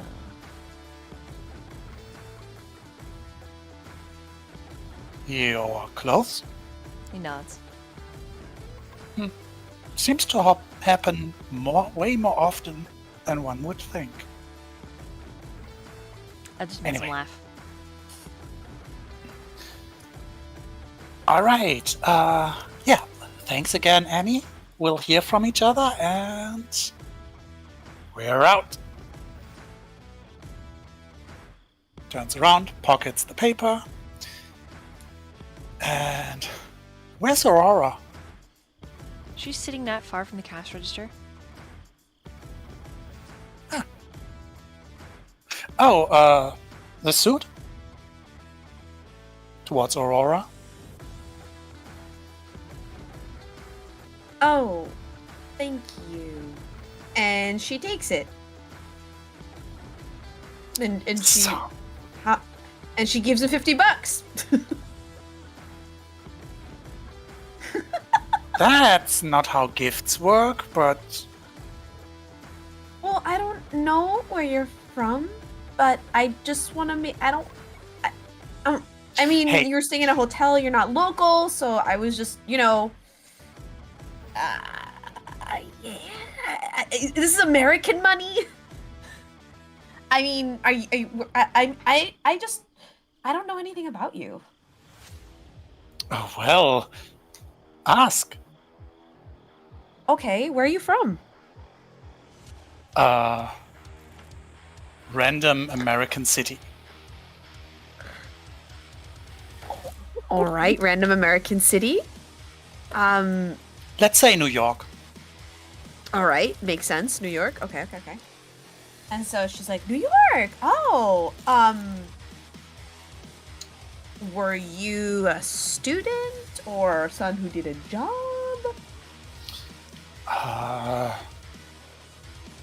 Technically, I am a student, I guess. I'm enrolled in Harvard. Harvard. Oh. And so she's like, all right, that's all I need to know. Thank you. We should get going now. I don't mean to rush, but do we have everything? That is a lot of. Why do we have so much alcohol? You want some? No, not right. No, this is not the type Stone of alcohol. just kind of languidly like leans into the conversation and is like, "Let's talk and walk." Should we get a goober to drop the stuff off at your yes, hotel room, or as should we just soon- immediately head Oh. to find your little pup? That's why I got myself a duffel bag. I got you one too, Felix. Here you go. Oh, cool. Thanks. That won't fit in. I know. We need to He drop- rushes back and he gets a pillowcase, Holy like a moly. large pillowcase, and Holy moly. pays that with cash and doesn't get wait for the return money. And then everything that doesn't go into the duffel bag, he just stuffs into the pillowcase, ties the pillowcase, and has it over his shoulder. I had an extra, shopping. Oh, okay. You I don't wish- need to make everything so complicated. It'll be fine. Then we should probably drop all this off at your hotel. I don't think it would be good for us to carry this while we were. I don't want to bother you with, I mean, what time is it? I take a look at the clock. Well, it's before Target closes, Target closes, so it's not midnight. All right, so she's like, all right, we still have time. Yeah, we can drop this all off at your hotel room, I guess. There's kind of a look of like, definitely she's like, we don't need this alcohol. Why do we drink this alcohol? We don't drink alcohol. Like, she is so confused why you bought so much alcohol. I mean, wouldn't that waste time from the dog search, though? I don't It mind would, carrying this, it because, you see, that's the thing. Suddenly, I don't mind how heavy this is, because I can easily lift it without getting tired. Bright grin. I mean, that's true. We are, different. So yeah, I really don't mind carrying this while we look for your dog. Okay. Stone if you nuts, say so. like he feels the same way. Like he just kind of jingles the duffel bag. Like, let's go look for your, what was his name? Fenrir. Fenrir. Fenrir? Oh, okay. Well, then, I might be mispronouncing it if I'm doing that. I'm sorry. you're good. He's like, all right, then let's get to it, and we're gonna meanwhile right there. But first, take a quick bathroom break. Bathroom, potty break. And we are back. All right. Azriel, Yes. after stopping for donuts and feeding the pupper's need, where do you go? Well, we're going off to a tattoo parlor that my sister works at. Roll wits and awareness. Wits and awareness.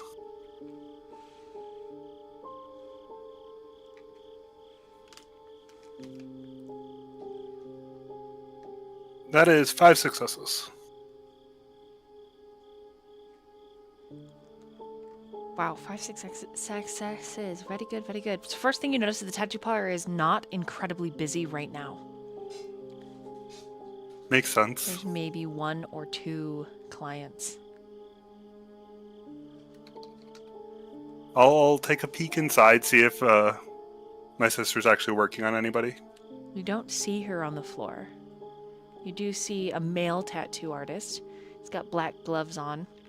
On the top of his black gloves, it looks like he has like a dab of Vaseline that he's rubbed over parts of the tattoo that he's finished with. You don't know for sure. You're not in with the trade. You're just the smells I mean, of I've the ink, the gotten them a blood. couple times. You know.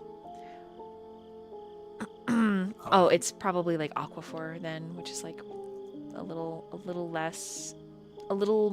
more sensitive. It's more sensitive for skin.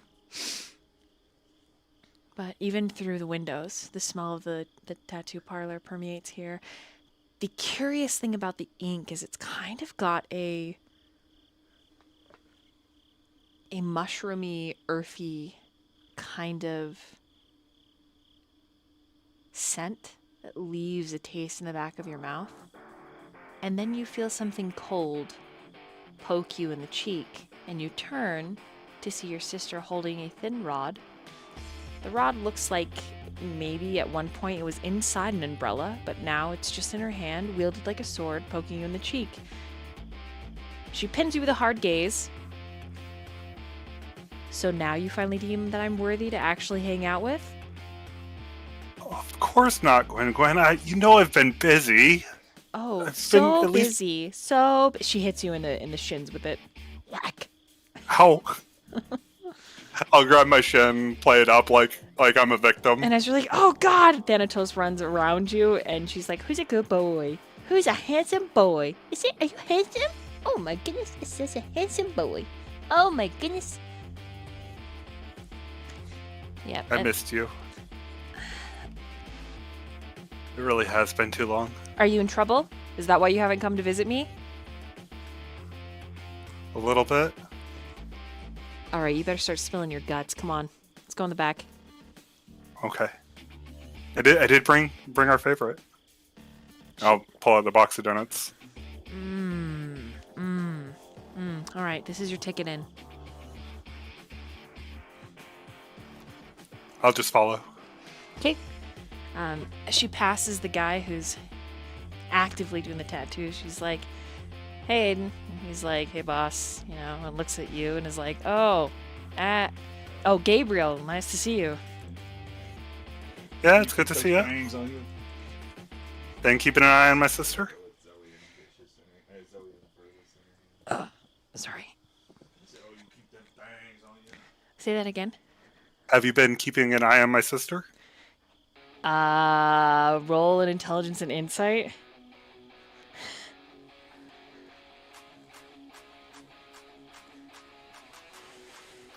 I messy criticaled. It actually upsets you that he blushes a little bit. Like, yeah, he's been keeping an eye. I give him, like, the death glare. He just clears his throat and gets back to drawing.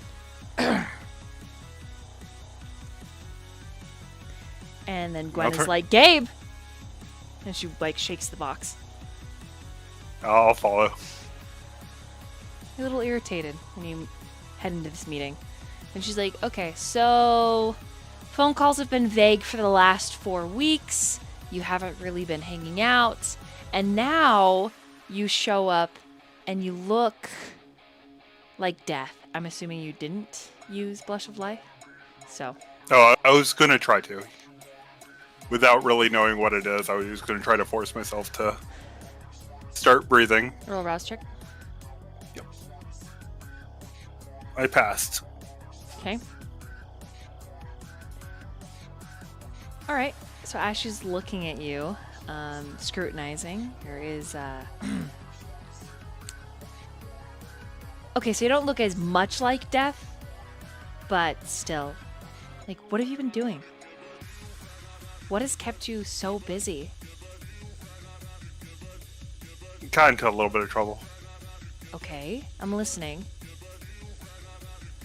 You remember that girl I was going out with?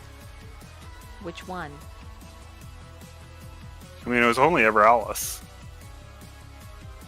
She glares. Do you really think I'm that dumb? No. I'm not the type of guy to play around with more than one girl. You know that. She just looks at you and says, okay, alright. So Alice. Yeah, I think she was into some more trouble than he's struggling. Like drugs? Like drugs trouble? Or like No, underage trouble? Gabriel? definitely not. Gabriel? Of course not.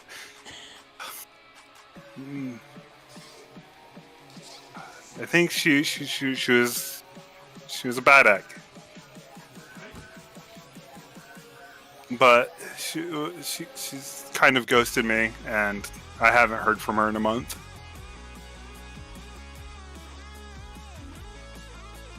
And she's just like, oh my god, so you've been depressed? He nods his head. She feels so bad, and she like puts the donut down and the broken umbrella.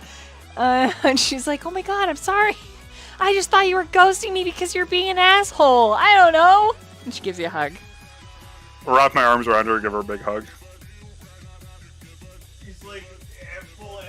So she was into more trouble than you thought, and that's it? Or is she bad? Is she still, like, details, brother, details. I'm worried the more I say, the more I'm going to get you involved, and I gotta protect you. It's Big Brother's job. Okay, well, I'm already involved, and I will kill a bitch for you, so... And she opens the donuts and starts eating. I'll take one as well and take a big old bite. What? Can you consume food? Do you have that discipline? I can. I have the mythic folklore where I can eat food. Wow! It's pretty good. Good shit. Thanatos also cries until he gets one. Oh, he's getting one too. How much do you share with her? I'm avoiding any of the vampire stuff. I'm just trying to paint it as something Like emotional? that there's some sort of trouble that I can't go further into. And I know she knows I'm very awful at lying, so I'm not bringing up the subject past it, and I'll try to hide him behind the emotional stuff, which is true. Right. I want you to roll a. Oh my gosh! Wow! I almost had cyberpunk rules. Holy Lord! Can I do like charisma persuasion? Yes. Thank you. That's exactly what I wanted you to roll. Excuse That's me. a good one. Wow. I'm good at those. Wow. I was like, roll a conversation, but yeah, no. Persuasion isn't cyberpunk, though. Dude, I don't. Good morning. Good morning. Okay, what'd you get? Oh, that's a really good roll. That is 7 successes. 7. Nice. Okay. Yeah. Okay. So you do segue the conversation really, really well. You control the narrative enough that she is assuming it's girl trouble. It's like serious emotional stuff, and she does end up feeling really bad for hitting your shin and apologizing. And then suddenly, after, like 20, 30 minutes of like just catching up and her asking questions, she's like, well, I met someone. Really? I think so. I don't know. Oh. I have to do the Big Brother check. Yeah, I don't know if you're gonna like this at all. I already don't like it. Yeah, it's worse. He looks like it's like the end of the world almost.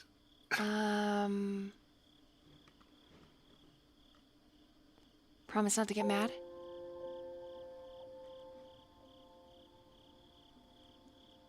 Promise. You pinky promise? He'll hold out his pinky. Okay, she hooks her pinky around yours and is like, okay. Gabriel, and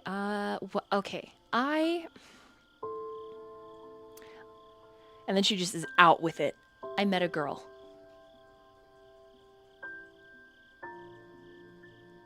Okay, and?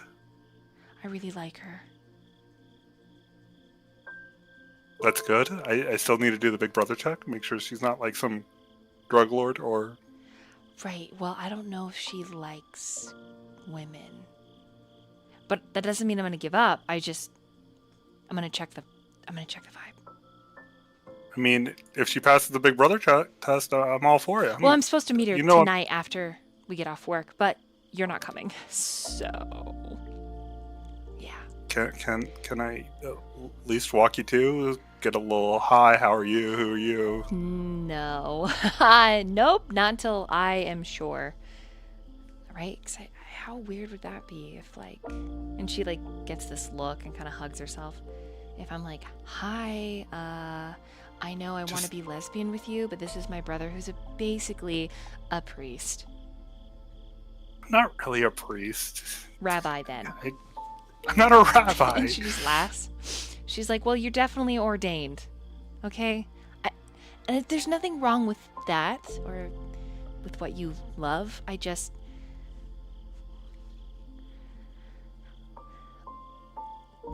Gabe, I get the sense that she's into me, but I get the sense that, like, her family doesn't know. You know? I mean, there's nothing wrong with a innocent secret like that. Sometimes those are the types of secrets that are okay. Well, I think she's just great. And I really hope it works out because I would love for you to meet her. She's so nice. We like all the same TV shows. It's crazy that we even met. So happy for you. Found somebody so special. She says thanks. And I'm sorry, I feel kind of like a dick to bring it up with your... No, you're getting my mind off my horrible... She like winces, it's like, fine. are you sure? I kind of feel like it's a dick move. It's a little bit of dick move, but I don't care. I'm happy to see my little sister happy.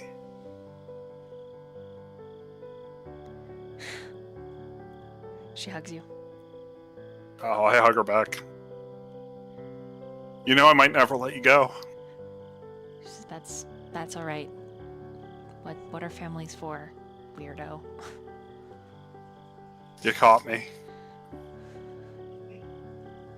And then she, okay, so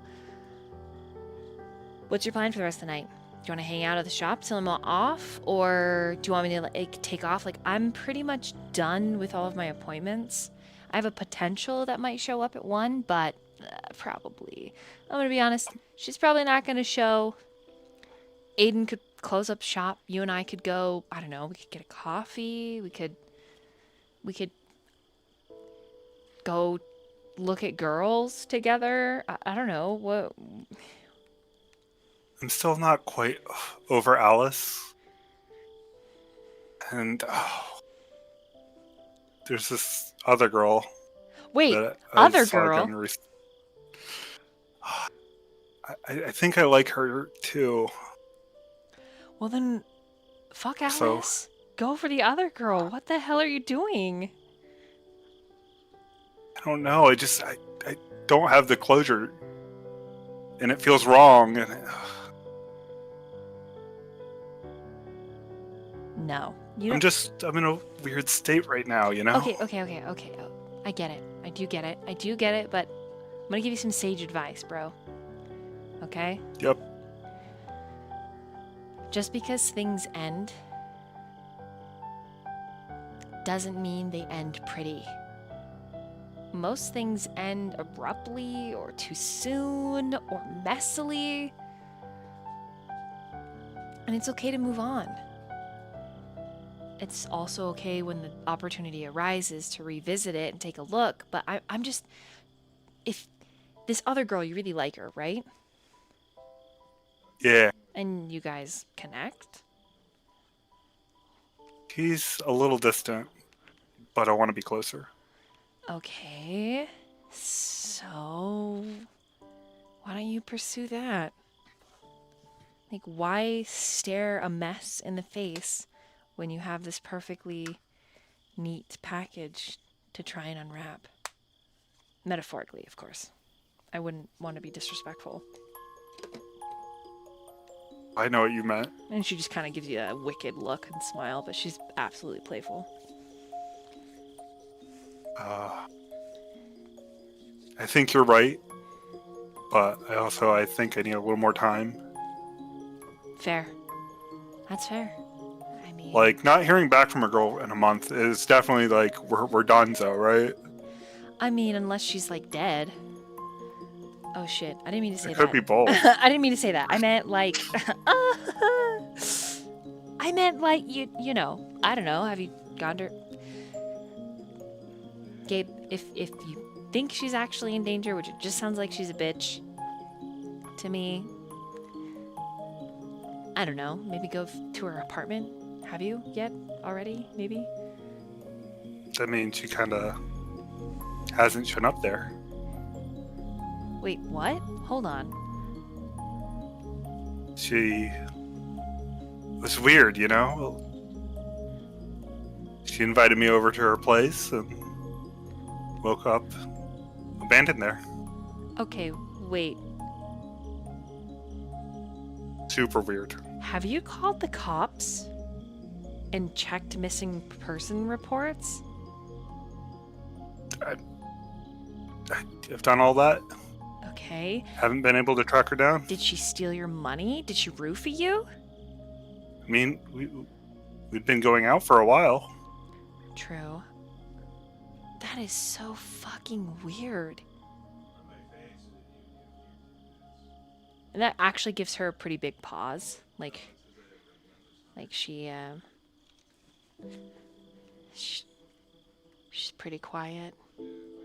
Trying to mull over your situation, and she's like, fuck, Gabriel, I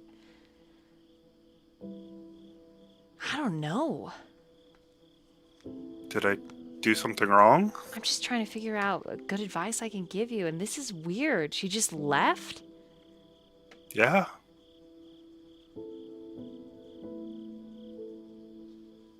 I definitely feel like I did something wrong.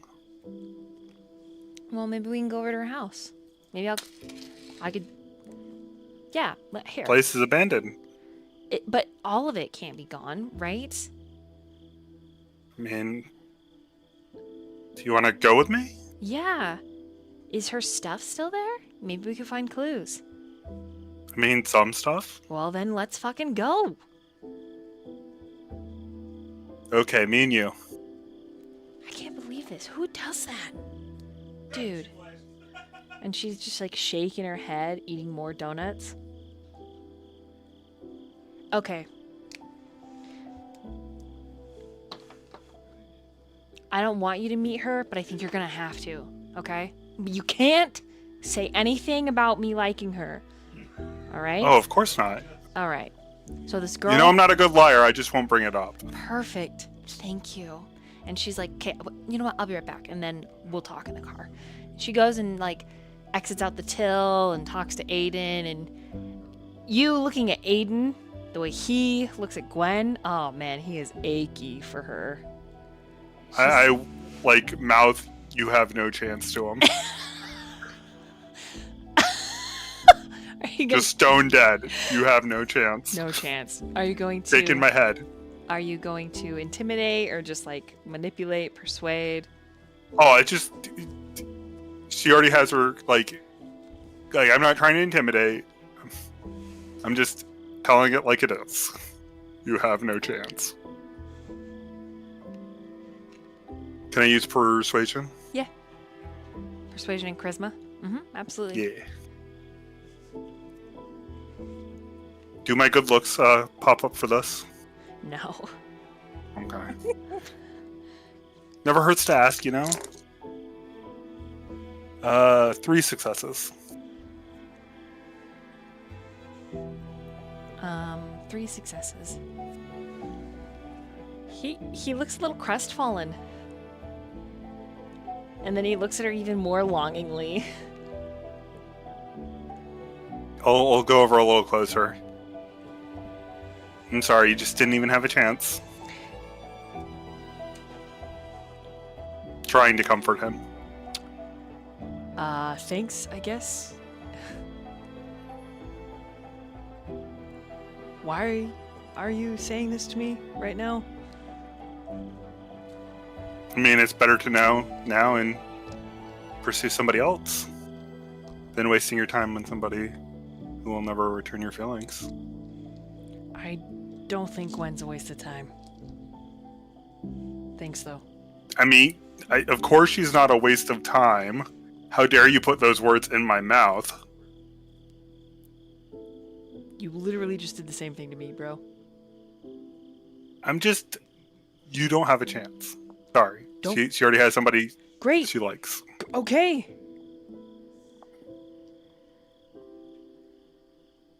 And he just gives you this look like he's annoyed with you, but it makes you a little annoyed with him. Because you have that bestial failure. Like, how dare this little shit look at you that way?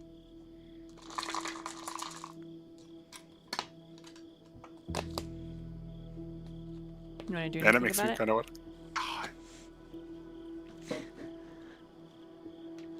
Wait. I'm gonna use Quell the Beast on him just to zonk out his emotions. Help him out, you know? Okay. Jeez Louise. So I Does have this to do a rouse only- check for this Does one. this only work on Kindred though? It does, or does it work on mortals? No, like so for when it works on a mortal, mortals affected become apathetic and unable to take any actions other than to stay alive while vampires' bestial urges are temporarily abate, for better or worse. Good. Okay, go ahead and roll a rouse check. I did. I failed. Okay, so your I'm hunger a little increases, hungrier. so it's his stamina and resolve, and your... Christ, this poor kid. He's just a mortal, right? Like, Mm-hmm. But he gets a roll. Smiley face.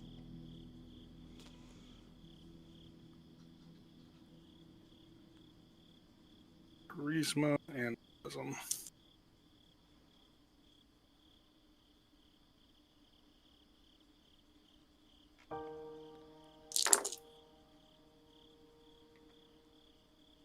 Four, five, six. Wow. 6 successes on the. Okay, it's like a veil that drops down over his eyes. The depression sets in. And even when he sits down to do more work, he can't bring himself to do it.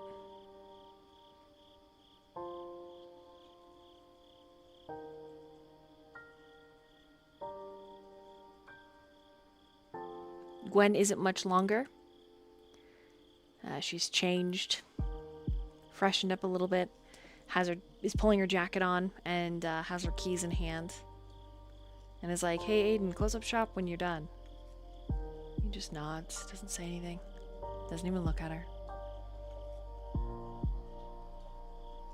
She's like, "Gabriel, come on." I'll follow.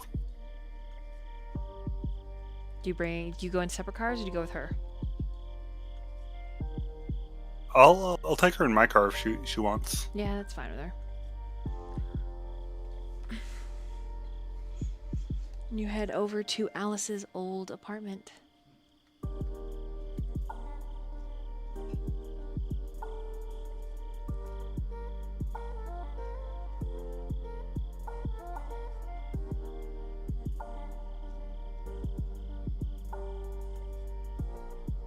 Okay. Go ahead and roll a wits and insight. Sorry, wits and awareness as you approach.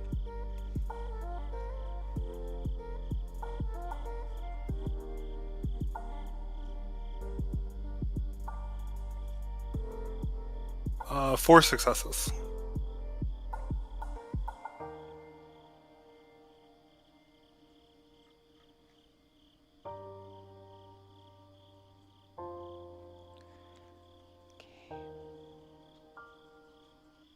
With 4 successes, it is curious. Does Alice actually live in an apartment building, or is it a home? It's an apartment. Okay, there is a light on outside. It's not actually on her door, but it's the door next to hers. And as you gaze at it, you feel familiarity, right? Drawn to it. You reach up to rub your eyes.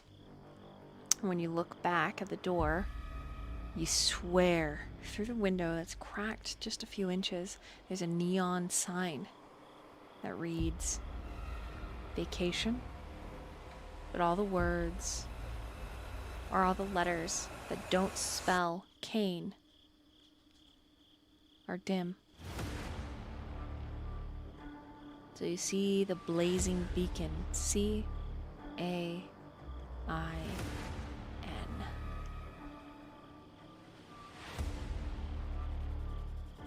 Gwen pulls you along, as if she does not see it.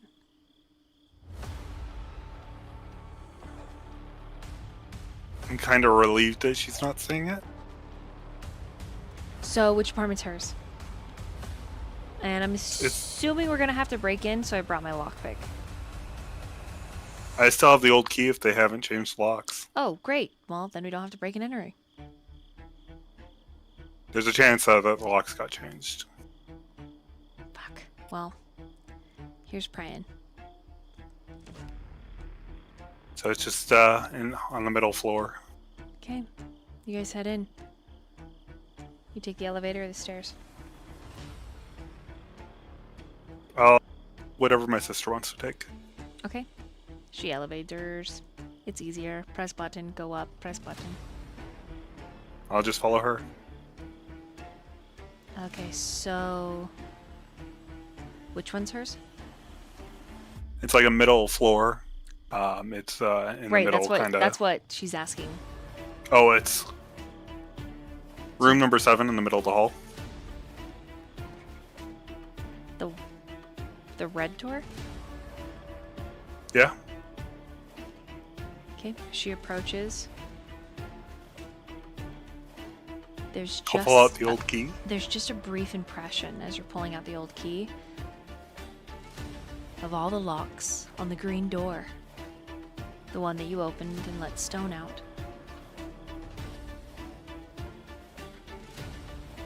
I need you to make a rouse check. This one.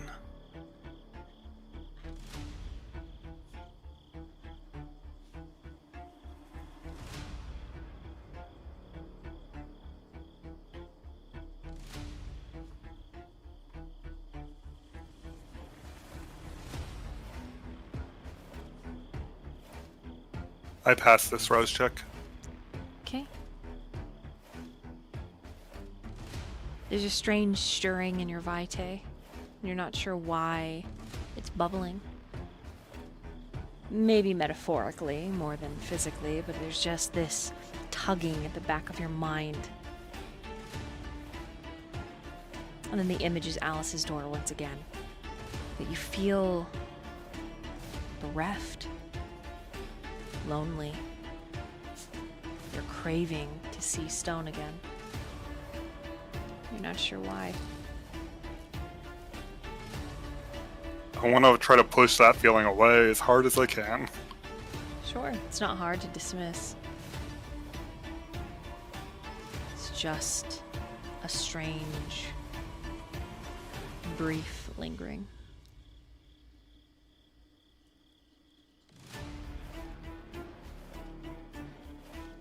I will try the key on the door to see if it still works. It does not. I'll kind of frown as I turn to Gwen. Don't worry, I got Looks you. like we're gonna- She kneels down and she pulls out the picks. Keep me covered. This shit can get us arrested. I'll put my back to her to obscure anybody who would see her. Okay. She goes to work. There's the tiny scratching sound and the tick, tick, tick, tick, tick, tick, tick. And then the satisfying sliding of the lock. And she's like, ah, I got it. Only when she goes to open it, the chain is on from the inside. And that makes her frown. I thought you said nobody lived here. I mean, in a month, somebody could have moved in. But there's always one other method. I'll give her kind of a little sly smile. Okay. I'll motion for her to step back. Okay. She does. I'm going to try to kick down the door. Oh, good. Okay, roll strength and athletics. Surprisingly, I'm actually okay at that.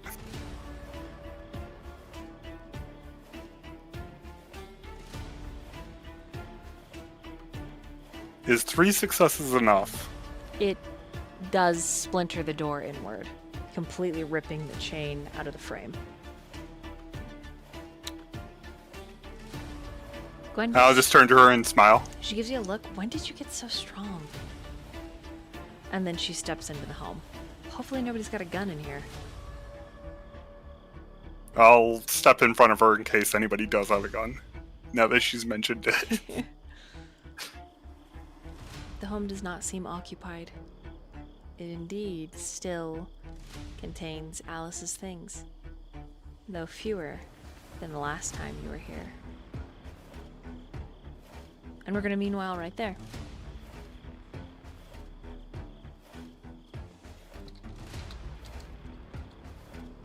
Let me scroll up the chat really quick.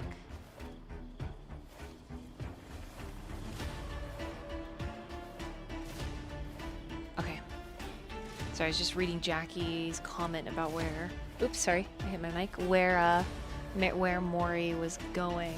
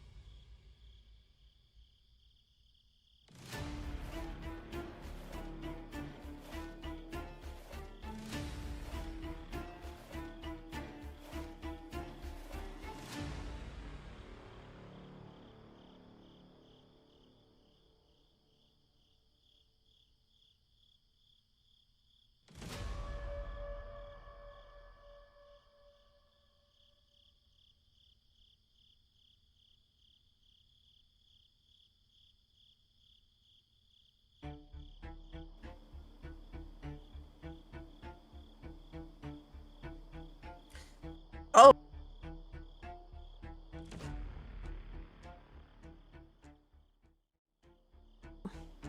All right. All right. Aurora, Felix, you're headed directly to where you lost Fenrir or heard comments on where you saw him. I think Stone maybe mentioned seeing him. So you're Yes, under the bridge. You've taken a vehicle, you've taken a car, shopping things set aside, and you're all looking. Intelligence and investigation. Okay. Ooh.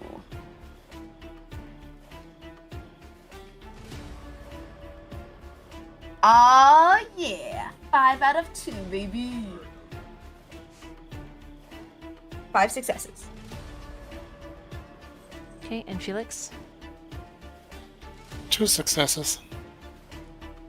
Okay, your first look around the bridge. You don't find hide nor hair. You do, Aurora, find, however, a shift in the temperature that's significant. It strikes you as curious and supernatural. Can I do an occult check then? Roll intelligence and occult. All At right. this point, Mori, go ahead and roll investigate intelligence as you have also made your way. Oh jeez. Can I use a willpower and redo that? You certainly Oh, that was sad. Okay, yeah, let's can. Rolled 7 dice, got 1 success. You got 1 success. That's so All right. sad. 1, 2, 3, and 2 criticals, so 7. I'll take it. Oh god, that's sad. Okay, but you know what? That's better. Okay, 4 out of so 4 successes. 4 successes. And Mori, what'd you get on your... I got 7. Successes? Correct. Nice. Jesus. I Damn. critical. Oh shit, nice. Yeah, and I'm also at the $30 tier, so 1 extra dice, so yeah. Oh, that's true. I don't have that today. Oh, it's fine. But that's okay. Next time. Right, Mori, are you obfuscated while you're searching? I have not left Obfuscate, correct. Okay.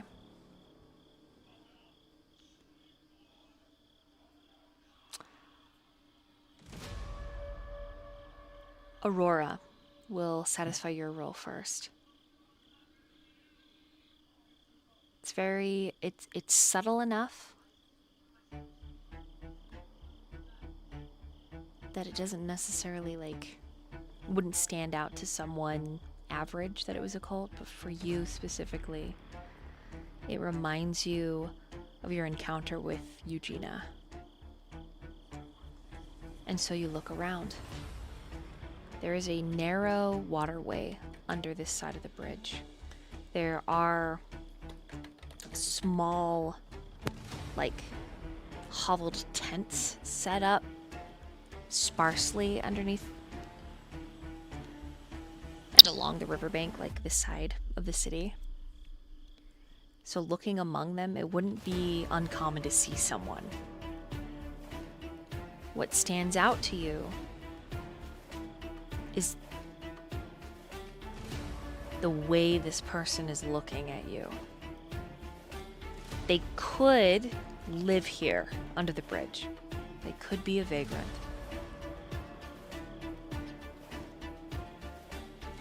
I approach them. To approach them, you would then cross the short water and head over to the little encampment area. We haven't found any clues, and Aurora's pretty fucking desperate. Okay. As you approach them, the temperature shifts back to normal. But that lingering feeling resides. And with a 4, you remember some errant knowledge about specters, ghosts that sometimes show up as strangers in times of need, desperation. Some places in the world called them guardian angels, guiding lights. Other places, another strand of errant knowledge, will-o-wisps. Now, while this is happening and you're crossing that way, Felix, you're up on the higher end.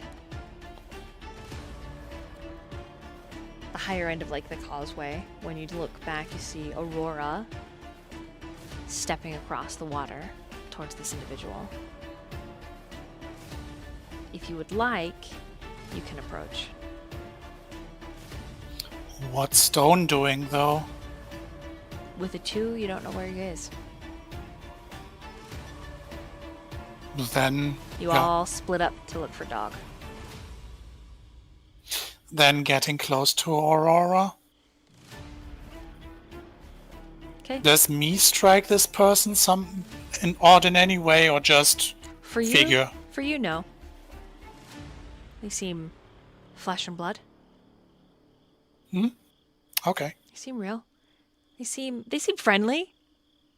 They look friendly. You look friendly. Yeah, then getting close. Okay. Aurora. Oh, no, sorry. Mori. In your 7, you also don't find any recent tracks for animals. A lot of these encampments, they do have dogs, but none of them really match quite the description Aurora gave you.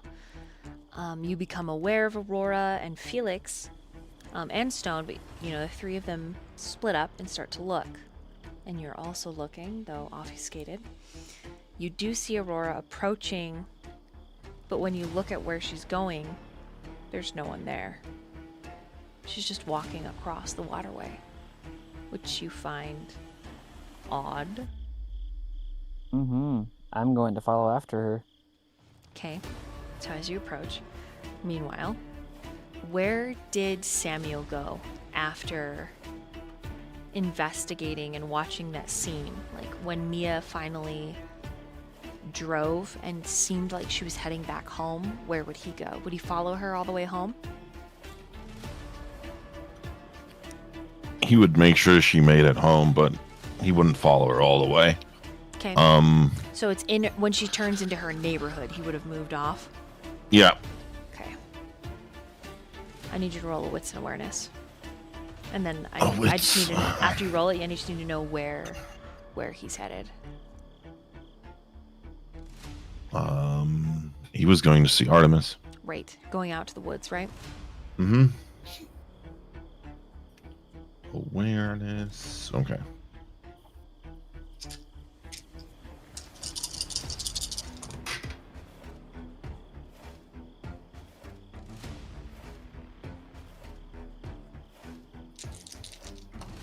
Willpower that. Just 4. Okay. So you take a different like the old highway, which is like this really old road that's kind of in disrepair, but it's one of the fastest ways to get out to the woods. And as you're driving, you'll see something, but pausing. Meanwhile, there really quick, Azriel. While you're investigating Alice's old apartment, I need you to roll a wits and awareness.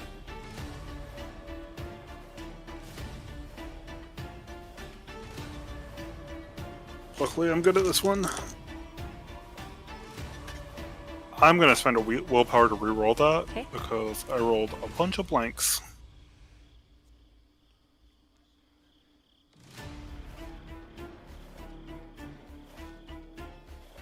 Three successes. Oh, okay. All right. So popcorning around again, just to describe.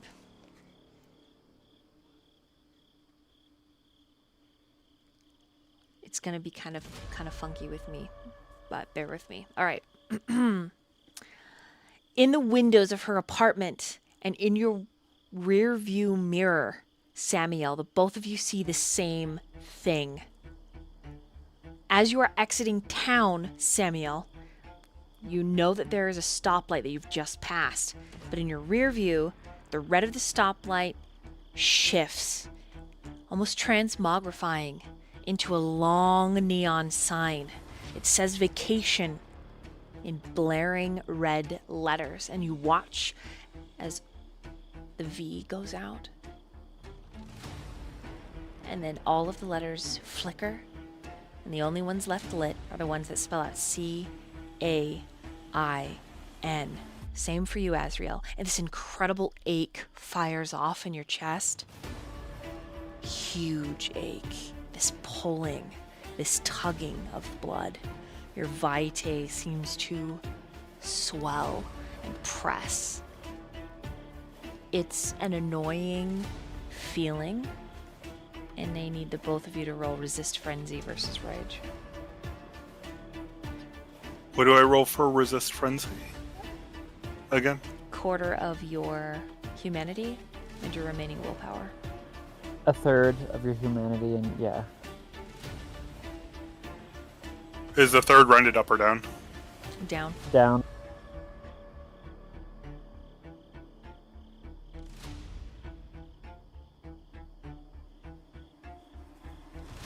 Four sucks.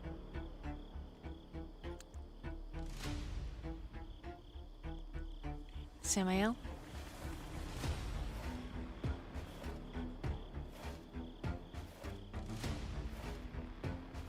That is also 4. Okay, so both of you will succeed this one. But you're very Twinsies. you're very irritated, right? It's just a low grade, like a low fever frustration. And for Mori and Felix, you watch Aurora. For Aurora, as you approach this person, they're holding something out to you.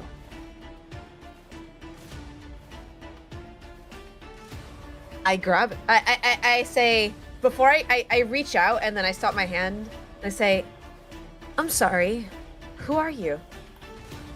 They simply smile and tilt their head, and they shake the paper that they're handing you. And when you look down, it's a picture of Fenrir. Your poster. But for Mori and Felix, for just a moment, you feel a warm wind, and then suddenly the temperature drops, like plummeting. And Aurora has tears in her eyes at this. So you'll also see Aurora tearing up, right? But as the temperature plummets for Felix and for Mori, there is that ache that fires off. Mori, it's frustrating. You felt this before. What the fuck? For You Felix, said I saw Stone, right? yeah. He's at the very, very top mouth of this whole thing, like looking from encampment to encampment for the dog. Okay. But you're also going to see something here. But that warm wind plummets into a cold Felix. It's like, oh no, my little nips. But they don't quite respond the same way, you've noticed, which is kind of pleasant, but also kind of strange for you. And that chill that suddenly has like swooped in, there's a piece of paper that flutters up, and Aurora catches it. So that's what the two of you see. When Aurora, you're handed the paper. Wait, so the person that she was approaching is suddenly gone for me? Oh, you saw the person too, because you rolled low. That's right. Yeah. Yeah. I saw a friendly person. Yeah, yeah, very friendly. Hand the paper. So I guess for Mori, Oh. she sees the wind. Okay. Just a little subtle difference. I'd like to grab the handkerchief or napkin or whatever that Aurora gave Felix to dab the tears away 'Kay. and hand it back to her. The person's gone. Like they've turned away, Aurora, and they've walked away. And she just looks down at the paper immediately. And looks around. Like completely ignoring Felix. She is zoning in right now. And she starts calling Fenrir's name so loud. She's like, Fenrir? Fenrir! And she kind of starts running in that direction where she saw this entity. Okay. Mori, Shaking my head and following. Okay, Mori, do you follow? Did I see a piece of paper? I Yep. know I was approaching. Did I? Okay. Yep, you saw Sorry, the what'd you paper. say? The paper in the wind swirl up, and she caught it. I mean, yeah. My curiosity has been piqued. Okay. The three of you hear a distant barking. Samiel and Azriel. For Samiel, do you continue out towards Artemis? Or do you give in to the frustrated longing? I don't give into it. I push it down, Like, all the way down. This is so annoying. Okay. Okay. And Azriel, do you continue searching Alice's apartment, or do you give in to the frustrated longing? I'm definitely sticking with my sister. I'm not running off on her. Okay. For the two of you, that low grade, almost like a fever, doesn't quite leave. And for the other two, you hear that barking increase, and it's full-bodied. And you feel like you recognize it. I celerity. I'm cueing that in. I'm doing Eyes of the Beast. I am running, sprinting, full speed Wow. towards that sound. So she takes off like a bullet towards the sound. I'm assuming I lose sight of her then, Ab- if she's using celerity. Absolutely. I mean, I follow. I have celerity. Yeah, you've never seen her move like that. It's like she's there one moment and then gone the next, Felix. And you're sort of left alone under the bridge. I guess. Like, what I'll the then go back to stone. like, what the hell?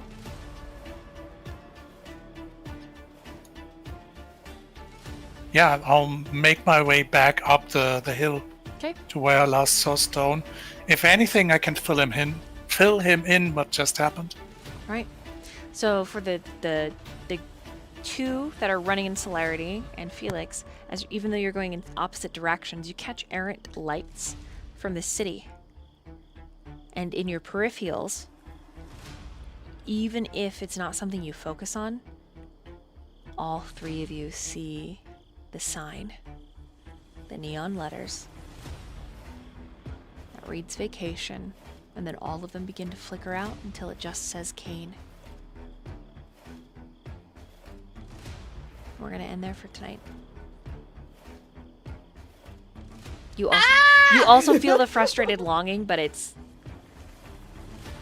for Mori, it's just like this annoying bug that won't go away. Like God. Yeah, like she's Like, her immediate response was to get angry at Stone again. But, like, you know, seeing Aurora in danger, she's just like, or seeing Aurora Not just kind in of... danger. No. It's Let me fine. correct. Let me